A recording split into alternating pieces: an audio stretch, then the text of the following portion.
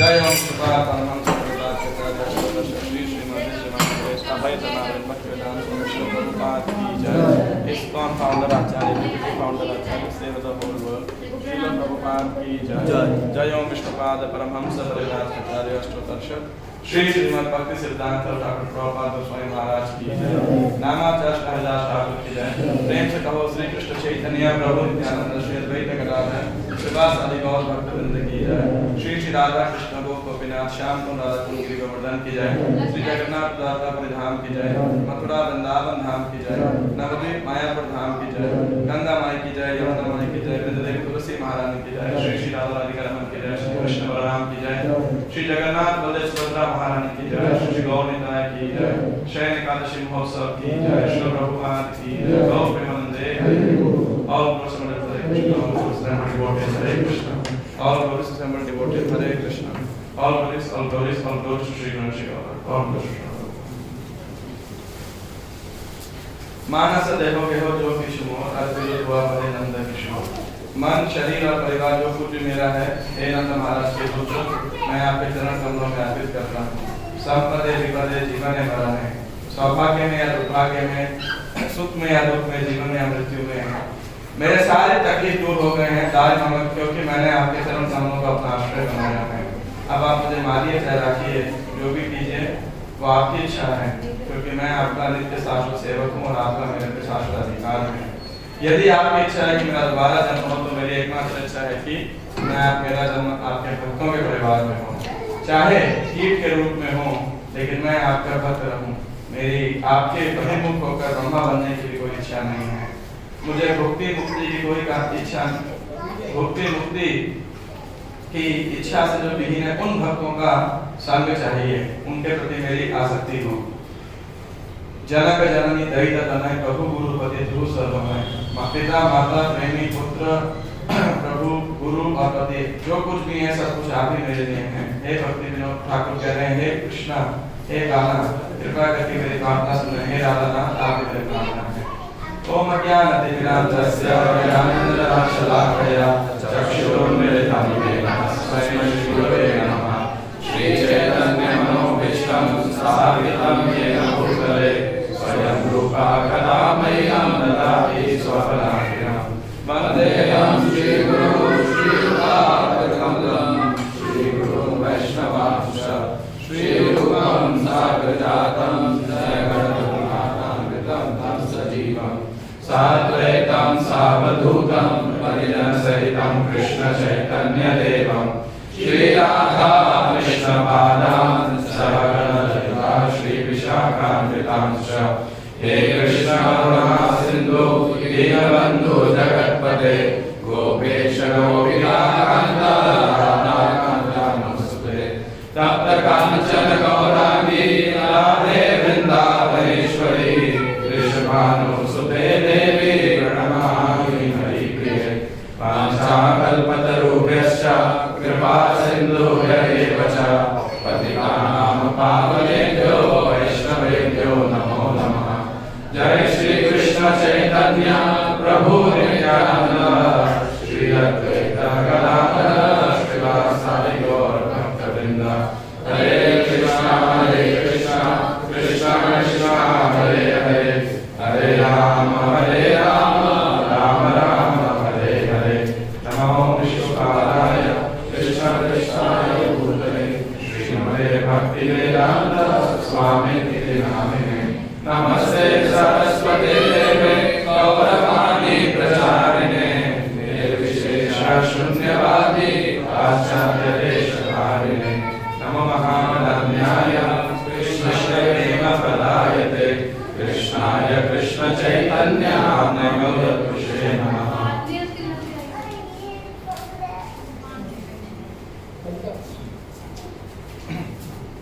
आप थोड़ा आज बहुत ज्यादा बच्चे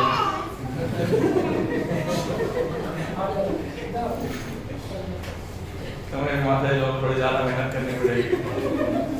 पर एक रिक्वेस्ट, अगर बच्चे ज़्यादा तकलीफ करें या उनको शांति रखने में, तो आप ऊपर जाके थोड़ी जगह लेके जा सकते हो, तो किसी बात ऐसा नहीं कर सकते। You want to keep it in this angle? Or you want to keep it in this angle? I'll put it here. Should we put it here?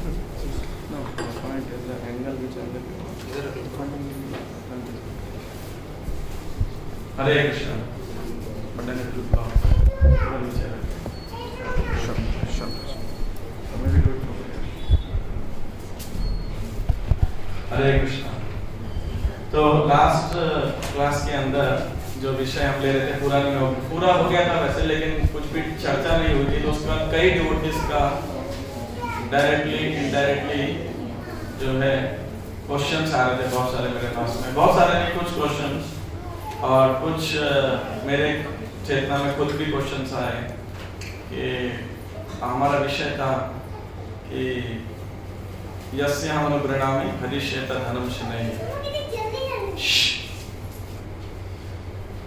तो जो है अब हमारा प्रश्न था कि भगवान कहते हैं कि जिसमें मैं कृपा करता हूँ उसका मैं धन धर लेता हूँ। ऑफ कोर्स सेकंड पार्ट इसका नहीं बताया, जनरली रेफर नहीं किया था। भगवान कहते हैं कि मैं उस पर अपनी विशेष अनुग्रह करता हूँ ताकि वो मुझ तक प्राप्त कर सके, बेसिकली इस प्रकार का कुछ मीनिंग है। तो कई भक्तों ने इसके ऊपर अपना मत दिया था कि क्या भक्तों पे कर्म लागू होते हैं, कर्मों के प्रभाव से है, या कृष्ण का अरेंजमेंट है, या फिर तो इसे कैसे ओवरऑल समझा जाए। आप में से कितने भक्त थे पिछली क्लास में? ये थोड़ा सा चैलेंज होता है हर बार ना, थोड़ा और लॉट ऑफ डिवोटीज पार्टिसिपेटेड कि आपने अलग अलग मत दिए थे कि दुखालय में शाश्वत में ये संसार, दूसरा कि भगवान जो है इस प्रकृति के कार्य क्षेत्र के अंदर कार्यकलाप में हस्तक्षेप नहीं करते, उदासीन व्रत है, भगवान न्यूट्रल हैं। फिर आया था क्या सर्वधर्मान परित्यज्य मामेकम शरणम व्रज अहम त्वां सर्वपापेभ्यो मोक्षयिष्यामि मा शुचः। भगवान कह रहे हैं कि सर्व पाप से मुक्त कर देते हैं, तो फिर भक्तों में तकलीफ क्यों आती है? और क्या आर्गुमेंट्स थे?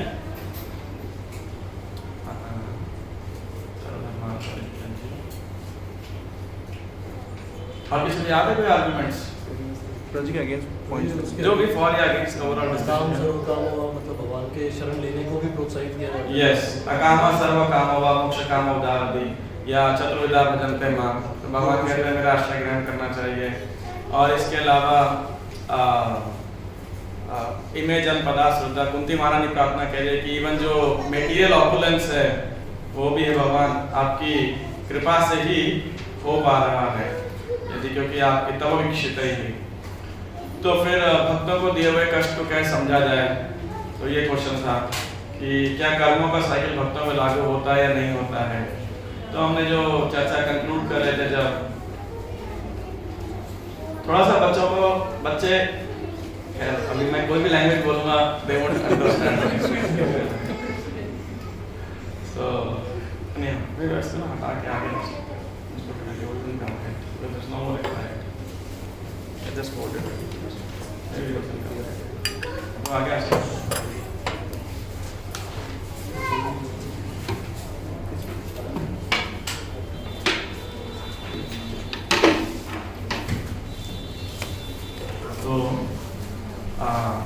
तो हम कह रहे थे कि अब हम ये भी सुनते हैं वो यस्वेन्द्र गोपमथवेन्द्र महो स्वकर्म बंधानुरूप फल भाजन मातनोति कर्माणि निर्दहति किंतु च भक्ति भाजम गोविंदमादि पुरुषं तमहं भजामि। यस्वेन्द्र गोपमथवेन्द्र महो स्वकर्म कि इंद्र से लेके इंद्र गोप नामक कीड़े तक क्या है, बंधानुरूप फल भाजन मातनोति, हर कोई अपने अपने कर्मों से बंधा हुआ है, पर क्या है नेक्स्ट लाइन, कर्माणि निर्दहति किंतु च भक्ति भाजा, भक्ति में लगने से क्या हो जाता है, कर्माणि निर्दहति, सारे कर्म पर ध्यान हो जाते हैं, तो फिर भक्तों को क्यों लग रहे हैं। फिर उसके अलावा हमने एक चर्चा किया था, एक ये भी आया था क्रमेणैव प्रलीयेत विष्णु भक्ति रतात्मना, जिन्होंने भक्ति रसामृत सिंधु या एनओडी क्या बोलते हैं भक्ति शास्त्री कितने लोग कर रहे हैं या एनओडी कर चुके हो, तो ये श्लोक तो आना चाहिए आपको, है ना। क्रमेणैव प्रलीयेत विष्णु भक्ति रतात्मना, अप्रारब्धम फलम कूटम, कि जो फोर्थ बीजम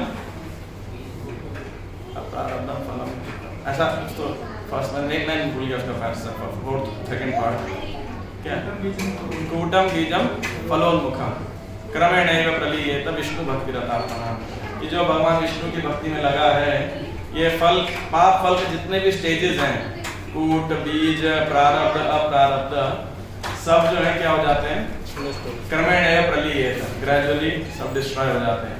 तो इसलिए मैं उसके कंक्लूड में कह रहा था कि कृष्ण प्रकृति के कार्यकलाप में निश्चित रूप से कोई हस्तक्षेप नहीं करते, उदासीन, Krishna is very neutral, but he is मयाध्यक्षेण प्रकृति, उनके क्या बोलते हैं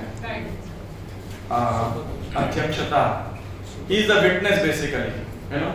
वो ऐसा नहीं है कि भगवान रिटायर हो गए हैं, लेकिन प्रकृति से डील नहीं करते। भगवान का ये जानना आप सबको पड़ेगा कि Krishna never deals with material nature. अगर कृष्ण को मटेरियल नेचर से डील करना होता है तो कौन करता है? हाँ? नहीं, कौन करता है? उस शक्ति से कौन डील करता है?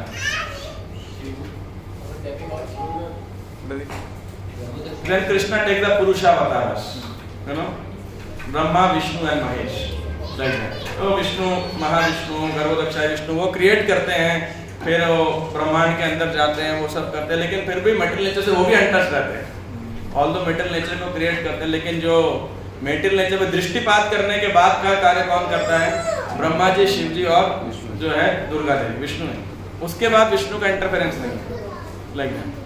और फिर भगवान के जितने अंश वगैरह हैं, तो कृष्ण कभी भी, इसीलिए श्वेताश्वतर उपनिषद में जो श्लोक भी आता है, न तस्य कार्यं करणं च विद्यते, तो ये पॉइंट हमने पहला चर्चा किया था और इसे कंक्लूजन में किया था कि अगर सब कुछ कर्मों के ही वशीभूत हो रहा है तो फिर भक्ति करने का फायदा क्या है ना? फिर तो भाई जब कृष्ण ऑब्जर्व, उन्होंने कुछ करना ही नहीं है, तो ठीक बात है कि अगर आई थिंक कुछ माता जी अगर बच्चों को लेकर ऊपर जा सके ना, it's going to be really distracting. आज बहुत ज्यादा है ना, व्हिच इज वेरी गुड। हाँ, बलराम और खाली है। हाँ, तो अगर आप इसी में चला दो 5-10 मिनट बाद में, अगर है ना, तो बेस्ट है। बच्चों को रथ यात्रा में लगा दो, तो देन दे रिमेन एंगेज्ड। अभी भी 5 to 6 जो है टेंपल हॉल में सब बच्चे और टीनेजर्स ही कीर्तन कर रहे थे, देवर वाला प्लेइंग होता है, करता है, चलता सिंह। यानी आप, तो मैं क्या कह रहा था कि कृष्ण कितनी जगह वचन देते हैं कि वो अपने भक्तों की रक्षा करते हैं। नेहा विक्रम नाशोस्ति प्रत्यवायन विद्यते सर्वधर्मान परित्यज्य और कौनते प्रतिजानी नमः भक्त प्रणश्यति। तो मैं उसके कंक्लूजन में पिछली बार कहा था कि कृष्ण कर्मों को एडजस्ट करते रहते हैं। किस लिए? कि एक भक्त के कर्मों को वो समाप्त नहीं करते। जैसे कि माया देवी के पास उसकी फाइल है और किसी क्रिमिनल को अगर सजा मुक्त करनी हो तो कौन कर सकता है? प्रेसिडेंट। राष्ट्रपति के पास ये पावर होती है खाली कि वो किसी को, ऑफ कोर्स छोटी मोटी पावर और अथॉरिटी होती है, लेकिन नहीं किसी को फांसी की सजा, उम्र कैद की सजा या बिल्कुल ऐसा करना हो तो केवल प्रेसिडेंट कर सकता है। वैसे ही एक सबकी मान लो कर्मों की फाइल है ये, तो नॉर्मली इसको हर किसी के लिए कौन हैंडल करता है? माया देवी हैंडल करती है, फिर यमराज के एजेंट्स, पूरा सिस्टम भगवान ने एकदम परफेक्ट सिस्टम बनाया हुआ है। लेकिन भक्तों की फाइल कैसा है? वो प्रेसिडेंट के पास चले गए, है ना? तो कृष्ण ऐसा नहीं कि उसमें से इरेज कर देंगे कर्मों को, लेकिन Krishna will use those karmas at right time, manipulate those karmas, ताकि भक्त भगवान के प्रति और उसका आसक्ति बढ़ सके। क्योंकि हमने चर्चा किया था, क्योंकि कृष्ण का जो स्वभाव है भृत्यवश्यता, जो भक्त वात्सल्यता, कृष्ण लव्स हिज डिवोटीज, तो ऐसा हो ही नहीं सकता कि कृष्ण अपने भक्तों की देखरेख ना करें बेसिकली, है ना? ऐसा हो जाए कृष्ण अपने भक्तों के जीवन में हस्तक्षेप ना करें। तो इसी डिस्कशन को कंटिन्यू करते हुए मैंने बहुत सारे एपिसोड भागवत में जब मैं कंटेम्पलेट कर रहा था, तो मैंने पहले सोचा आर्बिट कुछ आया था मेरे दिमाग में, फिर मैंने कैंटो बाय कैंटो चलना शुरू किया, है ना? तो मेरे को निष्कर्ष में समझ आया कि आज से फर्स्ट कैंटो ही डिस्कशन कर सकते हैं, फर्स्ट कैंटो की कुछ स्टोरीज और कंक्लूजन के लिए 2 और परपोर्ट्स बेसिकली, सो दैट, क्योंकि बहुत सारे क्वेश्चन डाउट्स आ रहे थे और कोशिश करूंगा मैं 7:15 तक कंप्लीट करने, ताकि there are lot of questions and discussions etcetera. तो सबसे पहले तो ये हमने पॉइंट चर्चा की है, मैं बिल्कुल समराइज कर रहा हूँ, आप जो नहीं थे उनके लिए भी। पहला पॉइंट हमने डिस्कस किया था कि कृष्ण इस भौतिक जगत की डीलिंग से कंप्लीटली क्या है, उदासीन, न्यूट्रल, उदासीन है, वो इसमें हस्तक्षेप नहीं करते हैं।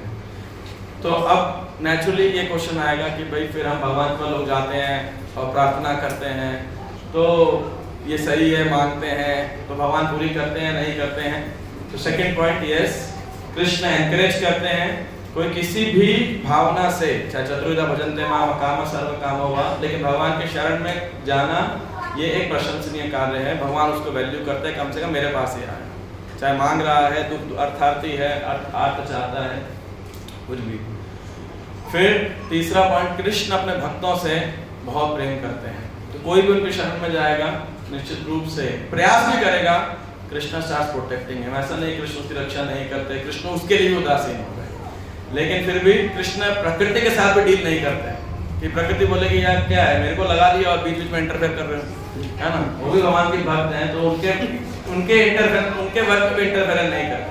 ऑफ कोर्स माया देवी ऐसा नहीं कहने वाली, कृष्ण की इंटरफेरेंस पूरी तरह से स्वीकार करेगी, लेकिन फिर भी कृष्ण डील नहीं करते हैं।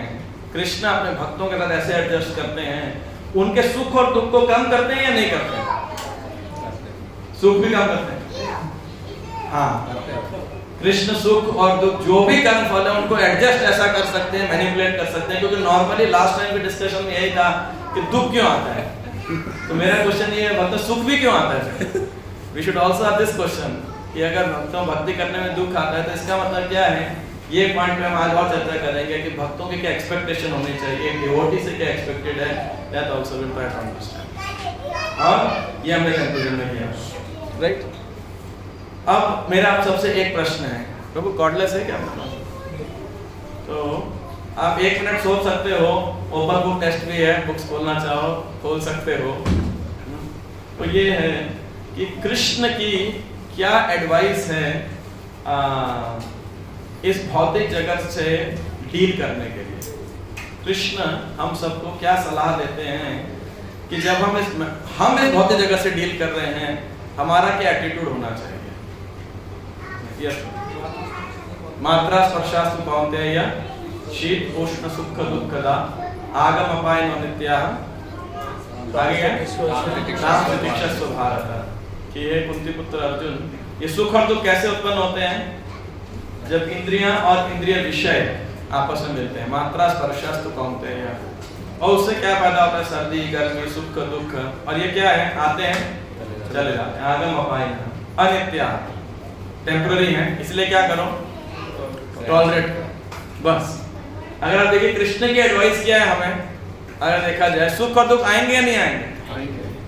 और कोई ऐसा श्लोक है गीता में जहां भगवान कह रहे हैं कि मैं भाई भक्तों के दुख हर लूंगा? कोई ऐसा श्लोक है?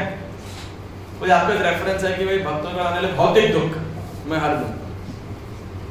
तो समहाउ मुझे नहीं मिला, मैं नहीं कह रहा ऐसा श्लोक शायद नहीं हो, बट समहाउ मुझे ऐसा श्लोक प्रॉपर रेफरेंस नहीं मिला जहां कह रहे हैं कि मैं दुखी हर लूंगा, है ना?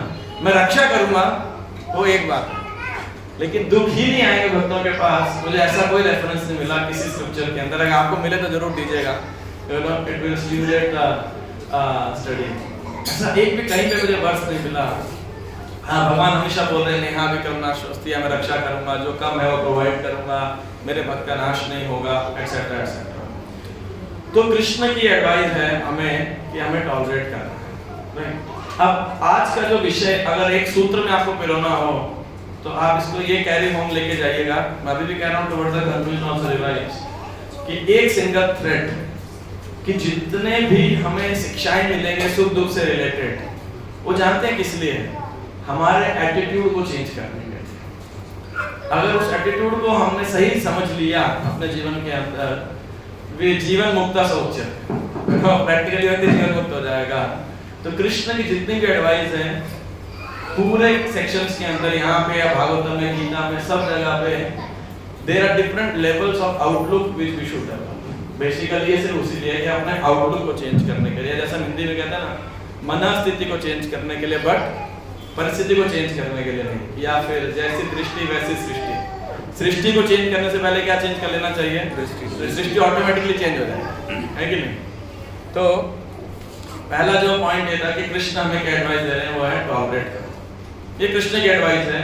कभी आपको कोई बोले सुख में, या अभी क्वेश्चन क्या है, दुख को भी टॉलरेट कर ले, सुख को भी टॉलरेट करना है क्या?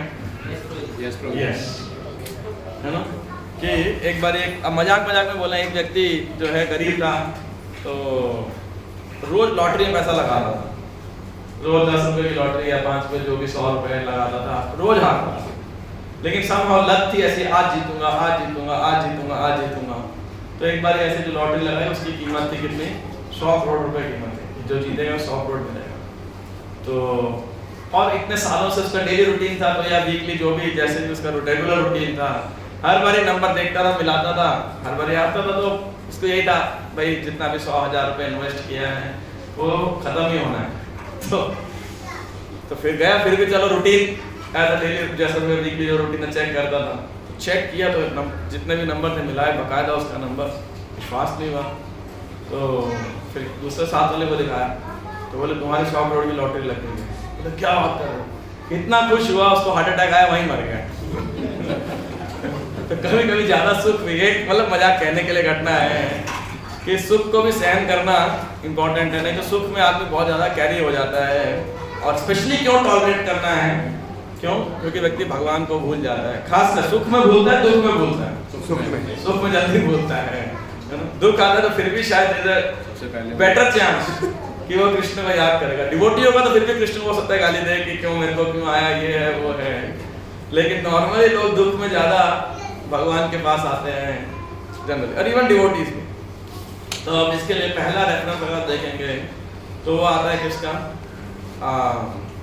पांडवों का 7 चैप्टर में अगर आप आएंगे, इनफैक्ट उससे भी पहले सेक्शन आ जाएगा नारद मुनि का। नारद जब कृष्ण जन्म में बच्चे थे तो क्या हुआ उनके साथ? 5 साल के बच्चे थे। आप देखो अभी कितने, किसके बच्चे की एज है 5 साल? यहाँ पे 5 या 5 से बड़े।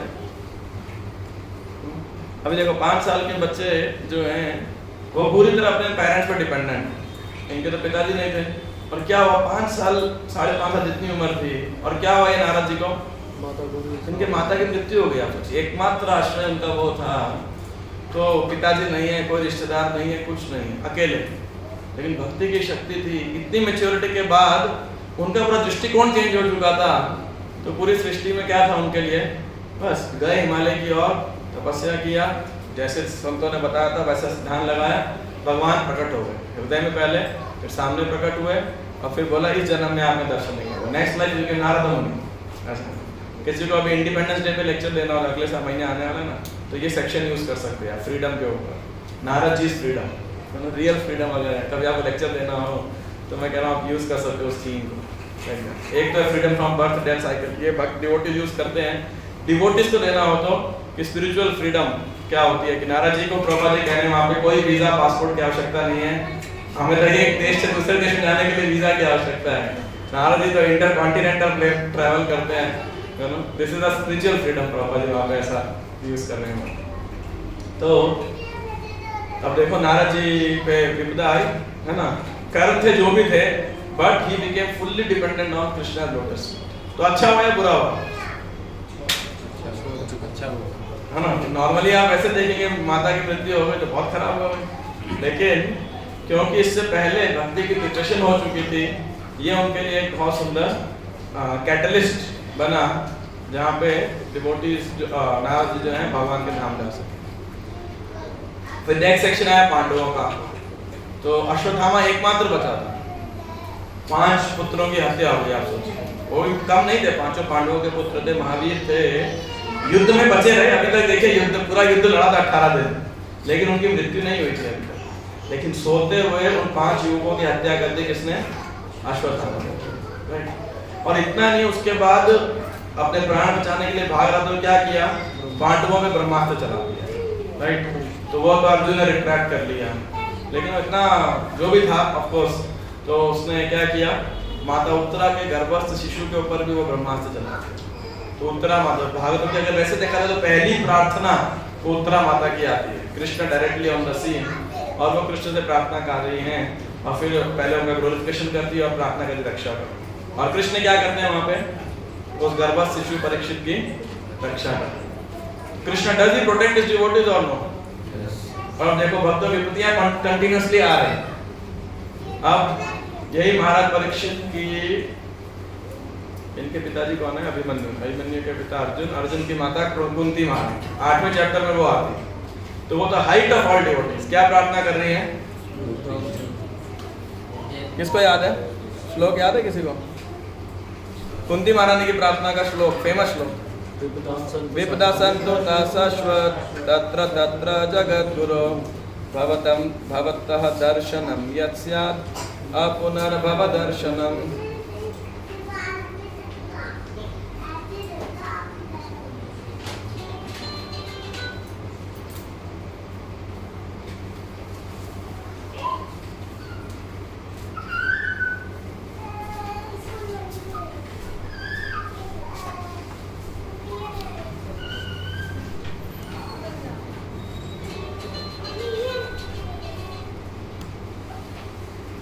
प्रभु मैं 2 चीजें सहन नहीं कर पाऊंगा, बच्चे तो ऑलरेडी हैं, अभी मोबाइल में इस बच्चे को जरूर साइलेंट कर लीजिए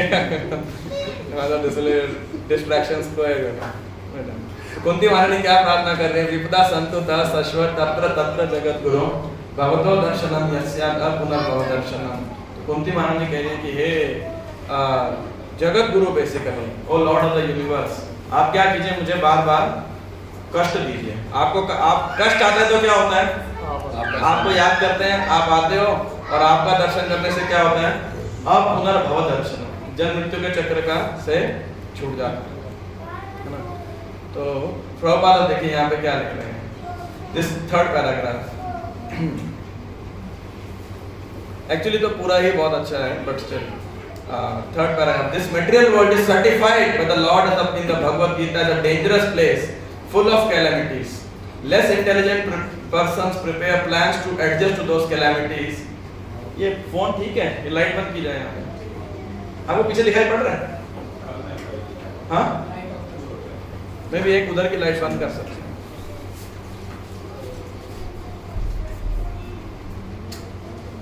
better? Less intelligent persons prepare plans to adjust to those calamities without knowing that the nature of this place is itself full of calamities. They have no information of the abode of the Lord, which is full of bliss and without trace of calamity. The duty of the sane person, therefore, is to be undisturbed by the worldly calamities. देखो ये problem है कि बुद्धिमान व्यक्ति should not be disturbed, which are sure to happen in all circumstances. ऐसा लिखा अपना painting करोगे तो आपको डिस्टर्बेंस नहीं आने वाले हैं, सुनामी नहीं आने वाली है, आपको गर्मी नहीं लगेगी, पसीना नहीं आएगा, है ना, आपके घर में इलेक्ट्रिसिटी फेलियर नहीं होगा, या ऐसा होने नहीं वाला। The sure suffering all sorts of unavoidable misfortunes, see word क्या लिखा, suffering all sorts of unavoidable misfortunes, one should make progress in spiritual realization because that is the mission of human life. The spirit soul is transcendental to all material calamities, and therefore the so-called calamities are called false. भाई प्रभु जी एक ज्ञान हमें attitude क्या दे रहे हैं कि भाई इस बात ध्यान रखो, आप शरीर नहीं, आप आत्मा हो, देहात्म बुद्धि से मुक्त हो, इस फालतू पहचान से मुक्त होना चाहिए। और इसीलिए टॉलरेट करते हुए फोकस किस पे करना चाहिए कि हम आध्यात्मिक प्रगति की, क्योंकि ये जीवन का लक्ष्य है। जैसे आप मान लो यहाँ से ड्राइव करते हुए वृंदावन जा रहे हो और एक्सप्रेस वे पे आपको भूख लगी, तो आप क्या करोगे? गाड़ी रोक के कुछ खा लोगे, है ना। गाड़ी में कुछ खराबी आएगी तो क्या करोगे? आप ठीक करा लोगे, लेकिन फोकस किधर रहेगा? पहुंचने में रहेगा ना। आप गाड़ी खराब हो गई तो थोड़ी आप गाड़ी को ही खत्म कर दोगे, ऐसा नहीं ना कि क्यों खराब होगी चाहिए। जो गोल है, तकलीफ आती भी है रास्ते के अंदर, तो आप क्या करते हो? डील करते हो, लेकिन बस एक बार ही अपने डेस्टिनेशन पे पहुंच जाए, फिर चीजें ठीक हो जाए, ऑटोमेटिकली ठीक हो जाएंगे। ऐसे होता है ना, किसी भी यात्रा में आप ट्रेन से जाओ, प्लेन से जाओ, गाड़ी से जाओ, पैदल जाओ, तकलीफ होती है कि नहीं होती है? ट्रेन में मच्छर का मतलब लोग शोर मचा रहे हैं, लाइट चला देते हैं, तकलीफ होती है कि नहीं होती? क्या करते हो? क्या ऑप्शन है? ऑप्शन नहीं होता अपने पास में, है कि नहीं? बस कैसे तैसे डेस्टिनेशन पहुंच जाओ। तो बिल्कुल ये मनुष्य जीवन एक यात्रा के समान है और ये एटीट्यूड रखना चाहिए। Anyway, आगे देखिए प्रभु क्या कह रहे हैं। एक उदाहरण दे रहे हैं कि सपने में आपने शेर को देख लिया तो कोई परेशान हो रहा है, रो रहा है, बट सपना है। In the same way, all calamities of life are said to be dreams. If someone is lucky enough to get in contact with the Lord by devotional service, it is all gain. Contact with the Lord by any one of the 9 devotional services is always a forward step on the path going back to God. तो देखिए, पहला भगवान ने कितना बोला tolerate करो, यहाँ पे बोला भाई प्रैक्टिकली वो ड्रीम है, इग्नोर ही करो, सच्चाई लो ही मत। ऐसा है, कैसे? अपनी चेतना को ऊपर उठा के अपने लक्ष्य किया। तो ये एक एग्जाम्पल। कुंती मानस से ज्यादा दुख तो शायद बहुत ही कम लोगों को मिला होगा, है ना? जितना तकलीफ उनको प्राप्त हुआ। और इस तकलीफ की चिंता कौन कर रहा है? इसकी चिंता कर रहे हैं भीष्म पितामह। आप देखिए, है ना? तो इसीलिए माताओं को तकलीफ प्राप्त हो तो आप कुंती मारने को हमेशा याद करते रहो, right? And you will be recognised by great devotees, है ना? तो भीष्म पितामह कह रहे हैं इस बात को। तो थर्ड रेफरेंस कह सकते हो वो है भीष्म पितामह। अपनी शिक्षा में पांडवों को देखते ही बोल रहे हैं, अहो कष्टमहो अन्यायम यद्यूयम धर्मनंदनः जीवितुं नारत क्लिष्टम विप्रधर्मच्युताश्रयः। कह रहे हैं कि देखिए पांडवों के ऊपर इतना कष्ट, अहो कष्टम अहो अन्यायम, यू नो, आप सब धर्म के साथ, लिटरली धर्मनंदना, धर्मपुत्र हो, फिर भी और इतना कष्ट था कि आपको जीवित नहीं रहना चाहिए था, लेकिन क्यों जीवित हो? विप्र धर्म अच्युत आश्रय, आपने 3 लोगों का आश्रय ग्रहण किया है, ठीक है? तो भीष्म पितामह बार बार पॉइंट आउट करना चाह रहे हैं, 2 चीजें इसमें पॉइंट कर रहे हैं, आपको इतना कष्ट है, दूसरा बचे हो क्योंकि 3 लोग ब्राह्मण, अच्युत और भगवान का धर्म का आश्रय ग्रहण किया है। फिर क्या कह रहे हैं? जहां तक मेरी पुत्र वधु कुंती का बात है, वो तो इतनी कम उम्र के अंदर 5 बच्चों के साथ विधवा हो गए और उनका इतना संघर्ष हुआ उनको, और जब आप बड़े हो गए तुम्हारे कार्यकलाप से किसी को सुख तो मिला नहीं है कि नहीं? आप देखो लाक्षाग्रह, विष्मान, और उसके बाद में इन खांडवप्रस के बाद युद्ध क्रीड़ा सभा जो असत सभा, उसके बाद वनवास, और उसके बाद में लड़ाई जो क्या नाम है युद्ध। तो अब देखो पूरा जीवन कुंती मारने का देखेंगे तो इतना तकलीफ रहा उनके जीवन के अंदर, है ना? लेकिन भीष्म पितामह कह रहे हैं कि देखो अब देखिए, the sufferings of Kunti Devi are doubly lamented. She suffered greatly because of early widowhood and to get her minor children brought up in the royal family. And when her children were grown up, she continued to suffer because of her son's actions. So her sufferings continued. Vaya drishti se. This means that she was destined to suffer by providence. And this one has to tolerate without being disturbed. अब जब विधि का विधान है तो आप क्या कर सकते हो उससे? तो अब इसको समझा कैसे जाए? तो भीष्म पितामह यहाँ एक हाईलाइट दे रहे हैं। आपने जब आप जो भक्ति शास्त्री कर लोगे, बाद में भक्ति वैभव करोगे, तो मोस्ट कॉमन ऐसे आपको लिखना पड़ेगा, वो इसी के ऊपर लिखना पड़ेगा। आई थिंक भक्ति रसायन में समझो आपने ऐसे लिख रहे हो, कितने लोगों ने भक्ति ऐसे कर, मतलब ये यूनिट कर चुके हो, ऐसे ही हो ना, why do devotees have to suffer, ऐसा ऐसे लिखा है आपने किसी ने? पता नहीं, मेरा तो भक्ति शास्त्री भक्ति है हर जगह एक ही क्वेश्चन था तो मैंने यही ऐसे उतार के वहां पे लिख दिया था।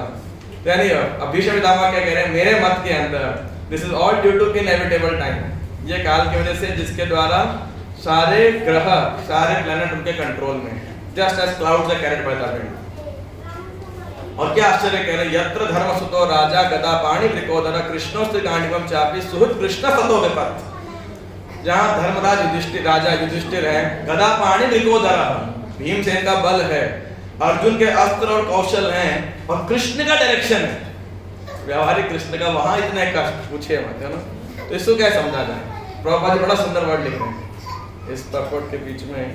डिस्पाइट, 5th लाइन अगर आप देखेंगे परपोर्ट में, despite the power of pious acts, ये धर्म सुतो, द पावर ऑफ पर्सनालिटीज, मतलब युधिष्ठिर, भीम, नकुल, सहदेव, अर्जुन, ये सब थे, the power of expert management, the power of personalities means Bhim specifically, बल था ना उसके अंदर, and the power of weapons, Arjun के पास सब अस्त्र शस्त्र थे, under the direct supervision of Lord Krishna, the Pandavas suffered so many practical reverses। विश्व समझा, इतना सब कुछ होते हुए, मतलब materially and spiritually सब कुछ उनके साथ सही था, फिर भी so many reverses।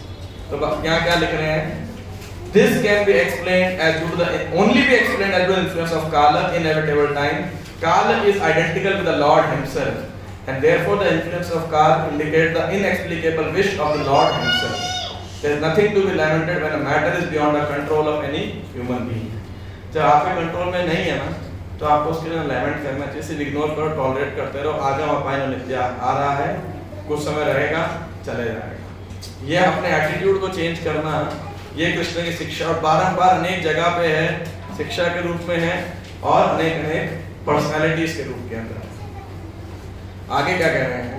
O king, no one can know the plan of the Lord Shri Krishna, even though great philosophers inquire exhaustively, they are bewildered.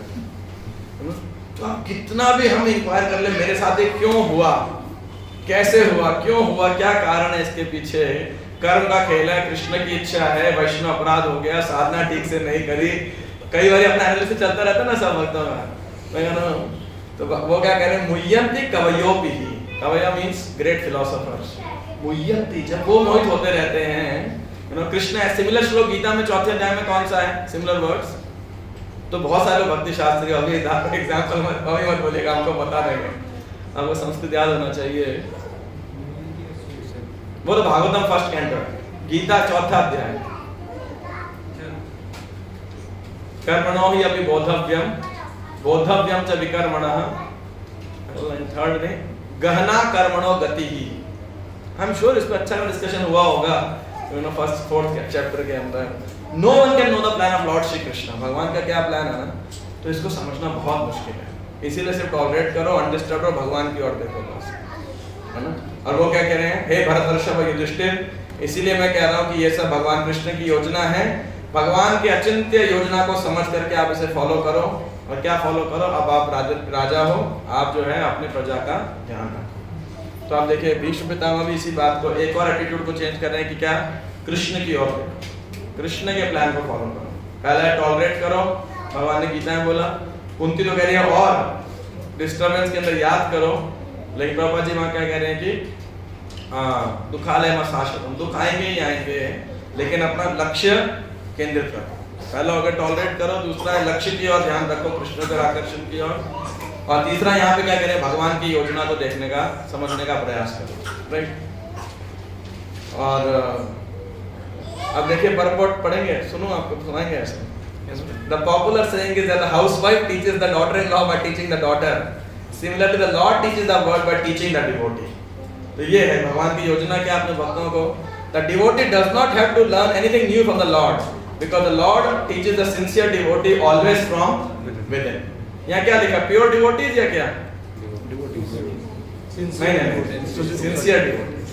अगर आप ये मत सोच लीजिएगा कि अब ये क्वेश्चन मैं एंड में आपसे पूछूंगा, तो इसलिए इस वर्ड को याद रखिएगा, sincere devotees, right? A devotee's duty therefore is to, आगे का वर्ड कोई पढ़ेगा? Accept tribulation from the Lord as a benediction. From the Lord as a benediction, right? है ना? अगर एक भक्त क्या कह रहे हैं? अनग्रजिंगली एक्सेप्ट। देखिए कहीं पर भी ना प्रभुपाद ना भगवान लिख रहे हैं कि भक्तों के को कष्ट नहीं आने वाला है, तो just to make it ensure कि हमको कभी भी एक्सपेक्टेशन हो ही ना, एक फॉल्स एक्सपेक्टेशन कि कष्ट नहीं आएगा, लेकिन कृष्ण क्या है? हमेशा रक्षा करेंगे। इस पे भी हम और चर्चा करेंगे। अब एक भक्त का क्या एटीट्यूड होना चाहिए, अब एक नेक्स्ट लेवल पे चलते हैं। वो एक विशेष, एक और बहुत ही जबरदस्त उदाहरण है, फिलोसॉफिकल एंटरप्राइज है, बहुत सुंदर। वो है first canto chapter 17 text 18 onwards. मेरे साथ बच्चे कह रहे हैं बलराम हॉल में जा रहे हैं,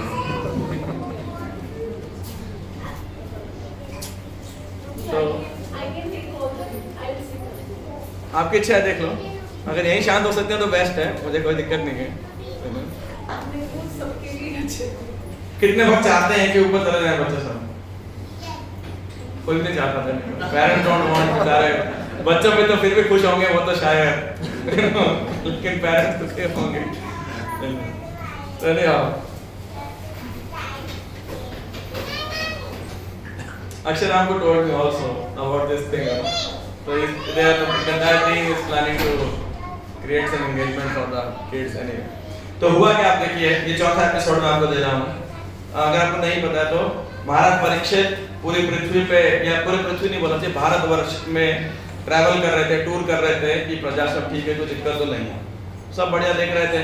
तो साइट क्या मिली उन्हें एक जगह पे, जगह का नाम भी दिया है कि एक काला व्यक्ति शूद्र है, राजा का ड्रेस पहन के क्या कर रहा है, हाथ में डंडा लिया है, डंडा है तलवार जो भी कुछ तो लिया है ऐसा, और गाय और बैल है, गाय रो रही है, उनको मार रहा है, और बैल कैसा खड़ा है, एक पैर पे खड़ा है, और दोनों रो रहे, आंख से आंसू बह रहे हैं, और बैल तो राजा को बहुत परिचित, महाराज ऐसा साइट और मेरे राज्य के अंदर, तुरंत तलवार निकाल लिया, भीड़ में खड़ा जमीन से।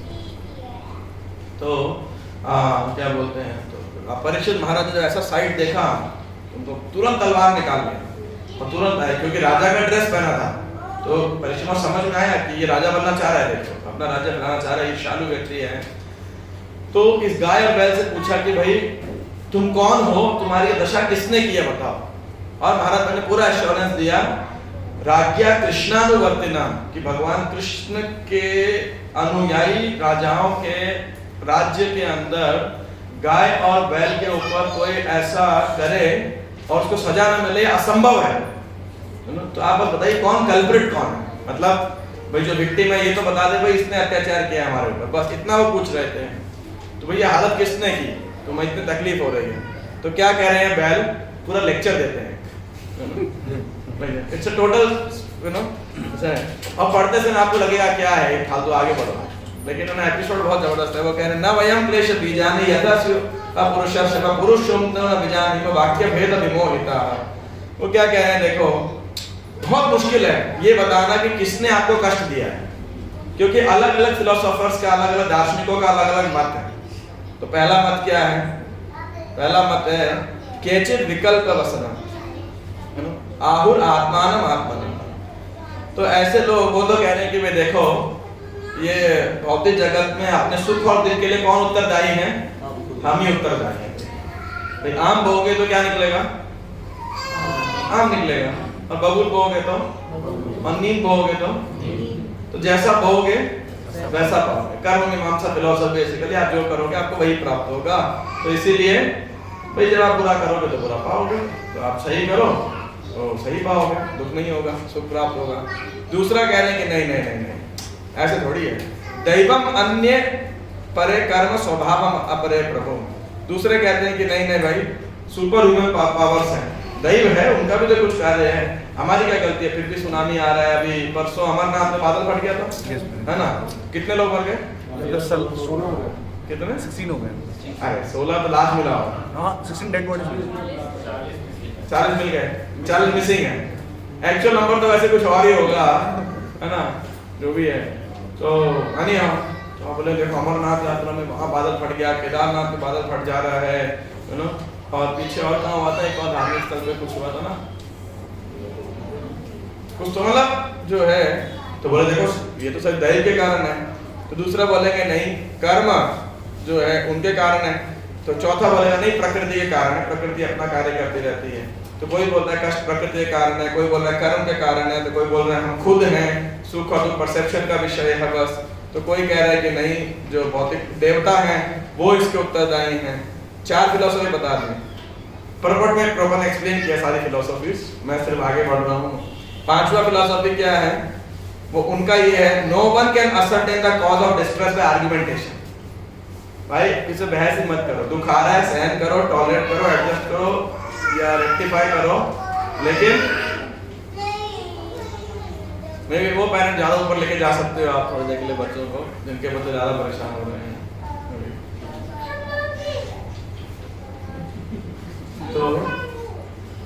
तो बोले कि आप इसे समझ ही नहीं सकते हो, इस पर बहस ही मत करो कि इसका कॉज क्या है, राइट। तो अब वो क्या कह रहे हैं, महाराज परीक्षित आप खुद ही समझ लो कि किसके कारण है ना। अब आप डिसाइड करो, मतलब सामने खड़ा है व्यक्ति, कोई भी व्यक्ति होता और आपको इतना पीड़ा दिया है, उसने 3 पैर तोड़ दिया, मार रहा है, पीट रहा है, सब कर रहा है, और आपसे आगे कोई पूछे भाई अभी बताओ किसने किया है, अभी इसको सजा दे देते हैं, और आप क्या बोलोगे, स्वाभाविक रिएक्शन क्या होगा, तो ये ना मारो इसे जल्दी। एक सीधी सी बात है, स्पष्ट बात है कि कोई भी अपने को दुख दे रहा होगा, है ना, और पुलिस अगर पूछे भाई कौन है मुजरिम कौन है, सीधा बोलोगे भाई यही व्यक्ति है, और धर्म सीधा उत्तर ही नहीं दिया। वो कह रहे भाई कुछ समझ लो, अब मेरे कर्म भी हो सकते हैं, प्रकृति भी हो सकती है, मेरा अपना परसेप्शन भी हो सकता है, देवता भी हो सकते हैं, कुछ भी हो सकता है ना। तो और प्रभा जी के बहुत अच्छे तात्पर्य हैं इसके अंदर इस बात को समझने के लिए। तो सूत गोस्वामी क्या कह रहे हैं, महाराज परीक्षित संतुष्ट होकर बिल्कुल समझ गए एग्जैक्टली बुद्धिमान दक्ष राजा थे कि व्यक्ति कौन है। राजोवाच प्रवेश धर्मज्ञ धर्मोऽसि वृषरूपधृक् यदधर्मः कृतः स्नानं सूचकस्यापि तद्भवेत्। क्या कह रहे हैं, धर्मम प्रविश धर्मज्ञ धर्मोऽसि वृषरूपधृक्, कि राजा क्या बोल रहे हैं कि आप बिल्कुल, आप कौन सा धर्म बोल रहे हो, you know the truth of religion, आप धर्मज्ञ हो। धर्मोऽसि वृषरूपधृक्, आपने वृषभ बुल का रूप धारण किया है, वास्तविकता में कौन हो आप, धर्मराज हो, स्वयं धर्म हो, धर्म पर्सोनिफाइड। और आप धर्म का कौन सा प्रिंसिपल कह रहे हो, यद अधर्म कृतः स्नानं सूचकस्यापि तद्भवेत्, कि अधर्म करने वाले व्यक्ति, भाई आपने कोई अधर्म किया, चोरी की, पाप किया, मारा पीटा किसी को, मर्डर किया, गलत काम किया, तो आप सजा के भागी हो। और सूचकस्यापि तद्भवेत्, कोई इसका विज्ञापन करता है ना कि भाई देखो योगेश प्रभु ने 1 करोड़ रुपया गबन किया है, चोरी किया है, 2-4 मर्डर किया है, मान लो, है ना, सूचकस्यापि तद्भवेत्। तो मान लो मैंने कुछ भी नहीं किया, मेरा उस मर्डर में, उस चोरी के अंदर कोई रोल नहीं है, लेकिन मैंने इसका केवल विज्ञापन किया है, तो जितने पाप के भागी ये हैं उतने पाप का भागी मैं भी। सूचकस्यापि तद्भवेत्। तो इसीलिए बैल क्या कह रहे हैं कि भाई मैं क्यों बताऊं, अत्याचार किया है, इसलिए वो क्लेम ही नहीं कर रहे, तो खुद ही समझ लो ये क्या है, राइट। अब ये भावना क्या है, वो ये कह रहे हैं बैल बेसिक प्रॉपर इसे क्या समझा रहे हैं, a devotee's conclusion is that no one can become a benefactor or mischief monger without the sanction of the Lord, and therefore the devotee does not consider anyone to be directly responsible for such action. तो ये देखिए भक्त की सबसे उत्तम पराकाष्ठा कि भाई ना तो मुझे कोई सुख दे सकता है ना दुख दे सकता है, राइट। तब तक नहीं दे सकता जब तक भगवान की सैंक्शन ना हो, उपद्रष्टा अनुमंता च। तो यहाँ देखिए मुझे सुख प्राप्त हो रहा है या मुझे दुख प्राप्त हो रहा है, तो इसका मतलब क्या है, भगवान ने भेजा है या भगवान का सैंक्शन है, भगवान का सैंक्शन है। तो जब भगवान का सैंक्शन है, यदि भगवान चाहते हैं कि मुझे 1 करोड़ की लॉटरी मिले, तो मुझे क्या करना चाहिए, पैसा ले लेना चाहिए, राइट, क्या करना चाहिए। और अगर भगवान चाहते हैं कि मेरे 1 करोड़ का नुकसान हो जाए, तो क्या है, जब लॉटरी लगे तो भी 16 करते रहेंगे और जब नुकसान हो तब भी। ऐसा नहीं कि तब आप बहुत सुख में उछल रहे हो और इधर आप दुख में डिप्रेशन में चले गए। That is the whole idea, you know.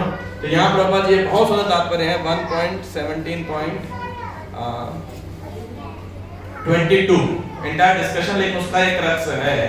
तो कहने का अर्थ क्या है, इससे हमें क्या शिक्षा मिलती है कि देखिए 2 प्रकार की सूचना है।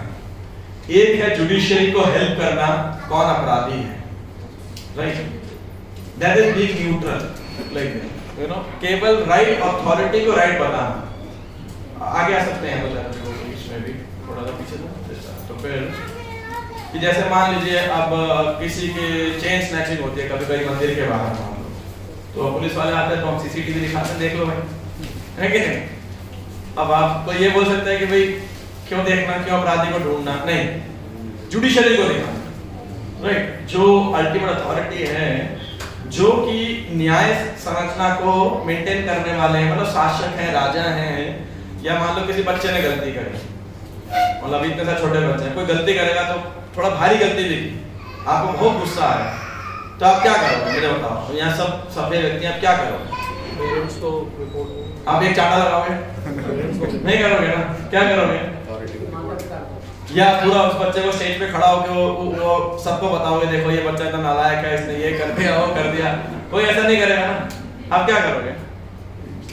अब तीसरा है किसी को कुछ मत बोलो, तो वो सही है या माता पिता को बताना सही, किस लिए, ताकि वो करेक्ट कर सके।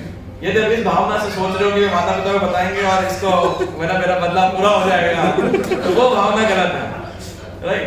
लेकिन करेक्ट करने के लिए आप उचित अथॉरिटी को बता रहे हैं, लेकिन जब आप विज्ञापन करना शुरू कर दो उस बात का, यू नो, अननेसेसरी, वो गलत है। और ये बहुत रेलिवेंट हमारे भक्त समाज के अंदर। यदि किसी भक्त से कभी कोई त्रुटि भी हो जाए, आध्यात्मिक या भौतिक, अगर यदि हमारा काम नहीं है ना, उसमें हमारा कोई रोल नहीं है, सुनना और खासकर उसका विज्ञापन करना, ये तो छोड़ ही देना चाहिए। ऐसा इसके ऊपर तो कतई चर्चा नहीं करनी चाहिए। किसी प्रकार की निंदा, चुगली, फलाना ढिमकाना जो है ना, ये बहुत बड़ा अपराध हो सकता है हमारे जीवन के अंदर। तो सूचक अस्यापि तद्भवेत्। हाँ, जहाँ पे आप इस अथॉरिटी पोजीशन में हैं तो वहां डील करना भी पड़ेगा। तो लेट द अथॉरिटीज डू। आपको कोई कंसर्न है, परेशानी है, ठीक है, वो बता दीजिए, लेकिन किसको? राइट अथॉरिटी को। अथॉरिटी मत बन जाए आप अपने आप से। कौन सही कौन गलत, देखो ऐसे होना चाहिए, वैसे होना चाहिए था, ये नहीं हुआ, वो नहीं हुआ। जहाँ हमारा दायित्व नहीं है तो फिर छोड़ दो उस बात पे। विज्ञापन वगैरह सबका छोड़ देना चाहिए। लेकिन भक्त समाज में होता क्या, भयंकर ऐसा एडवर्टाइजमेंट होता है। और कई बार मैं तो इसलिए हमेशा एक क्वेश्चन पूछता हूँ, जब भी मैंने सुना था तो मैं पूछता हूँ किससे सुना था, तो मैं ये बताओ पहले सुना किससे था। बोलो हमने ऐसा सुना था, मैंने किससे सुना था ये बताओ। बोले प्रभु जी सुना था। कौन से प्रभु सुना था? तो उनका नाम नहीं होता है, तो उनका नाम नहीं था। तो मैंने कहा उनका क्या पोजीशन है, स्पिरिचुअल या मैनेजरियल या कुछ भी ऐसा है ना। तो इस प्रकार से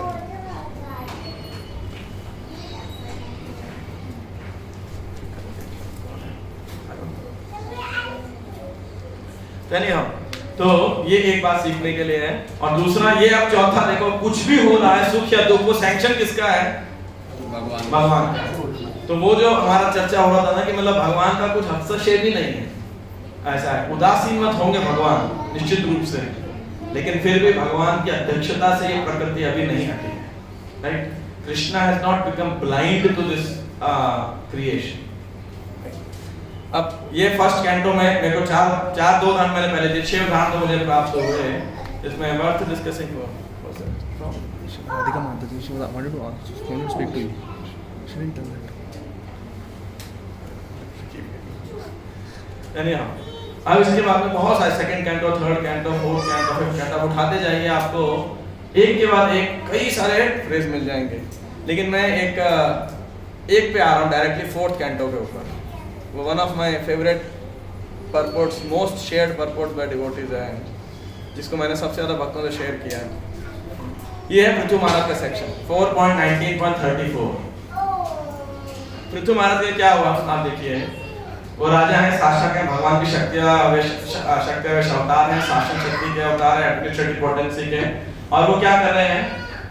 वो यज्ञ कर रहे हैं। किसके लिए यज्ञ कर रहे हैं? प्रजा की भलाई के लिए कर रहे हैं। राइट, उन्होंने पहले पृथ्वी को गाय बना के सब दुहा, पृथ्वी ने अन्न देना सब बंद कर दिया था। तो वो सब उन्होंने पूरा सिस्टम ऑर्डर में लेके आए हर प्रकार से। और इसके बाद वो कितने यज्ञ करने वाले थे? 100। कौन से यज्ञ थे? अश्वमेध। 100 अश्वमेध यज्ञ करने वाले थे। और शतक क्रतु मतलब 100 यज्ञ, 100 क्रतु मतलब यज्ञ जो करता है किसका, उसको कौन सा किसका पद प्राप्त होता है? इंद्र देवता। तो जब वो यज्ञ कर रहे, 99 यज्ञ तो हो गए, सब बढ़िया चल रहा है। जब 100वां करने लगे तो क्या हुआ? इंद्र को इनसिक्योरिटी होने लगी कि भाई मेरी कुर्सी चली जाएगी, मेरा पद चले जाएगा। तो इंद्र ने क्या किया?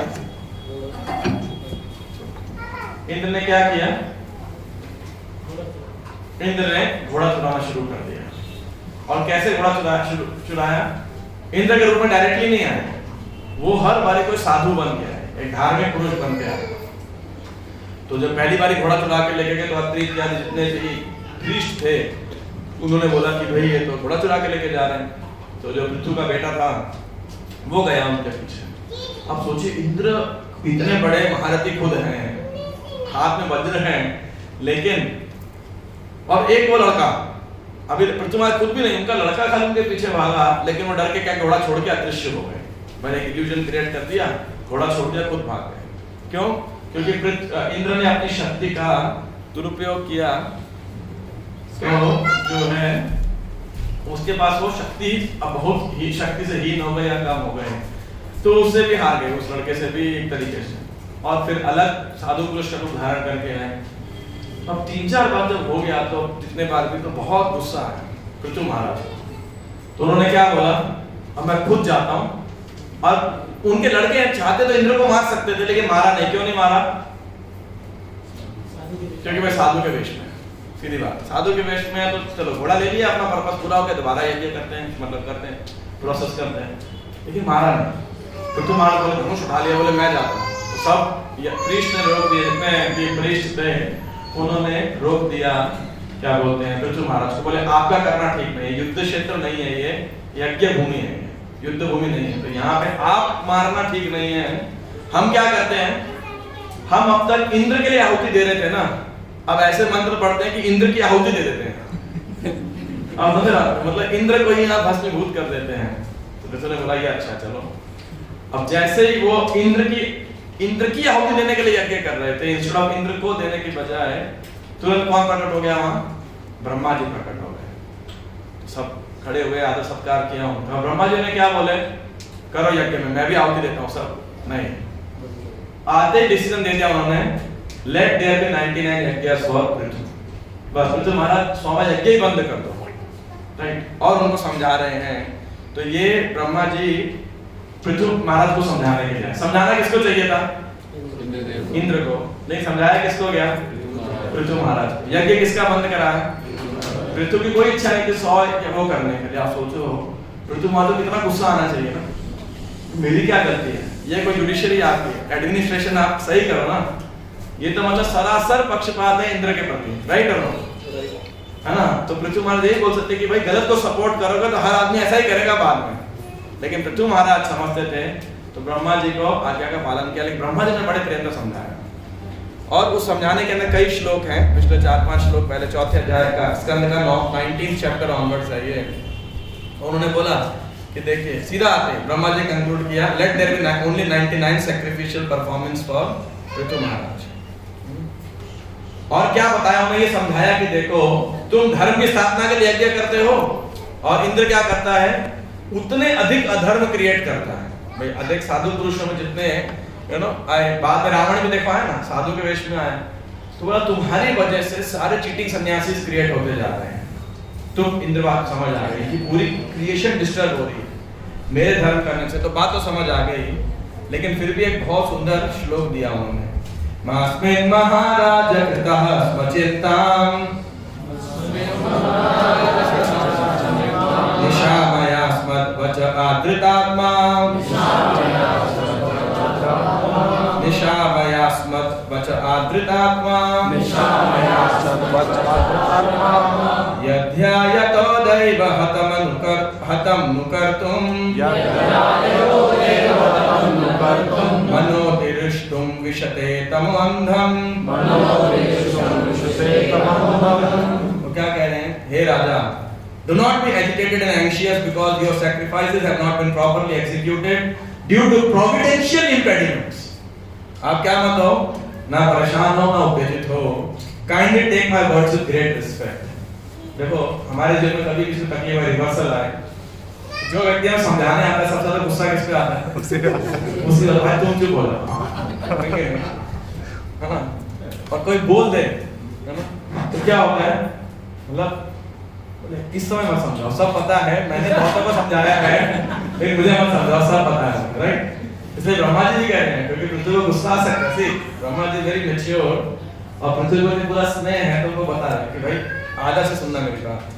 वी शुड ऑलवेज रिमेंबर, इसलिए ये की है, देखिए जब किसी को आपको सांत्वना देनी हो ना, कोई रिवर्सल के समय, तो हर किसी को जाके उपदेश नहीं देना चाहिए। उपदेश उससे दिलवाओ जिसकी उसके सामने इतना रिस्पेक्टफुल पोजीशन है।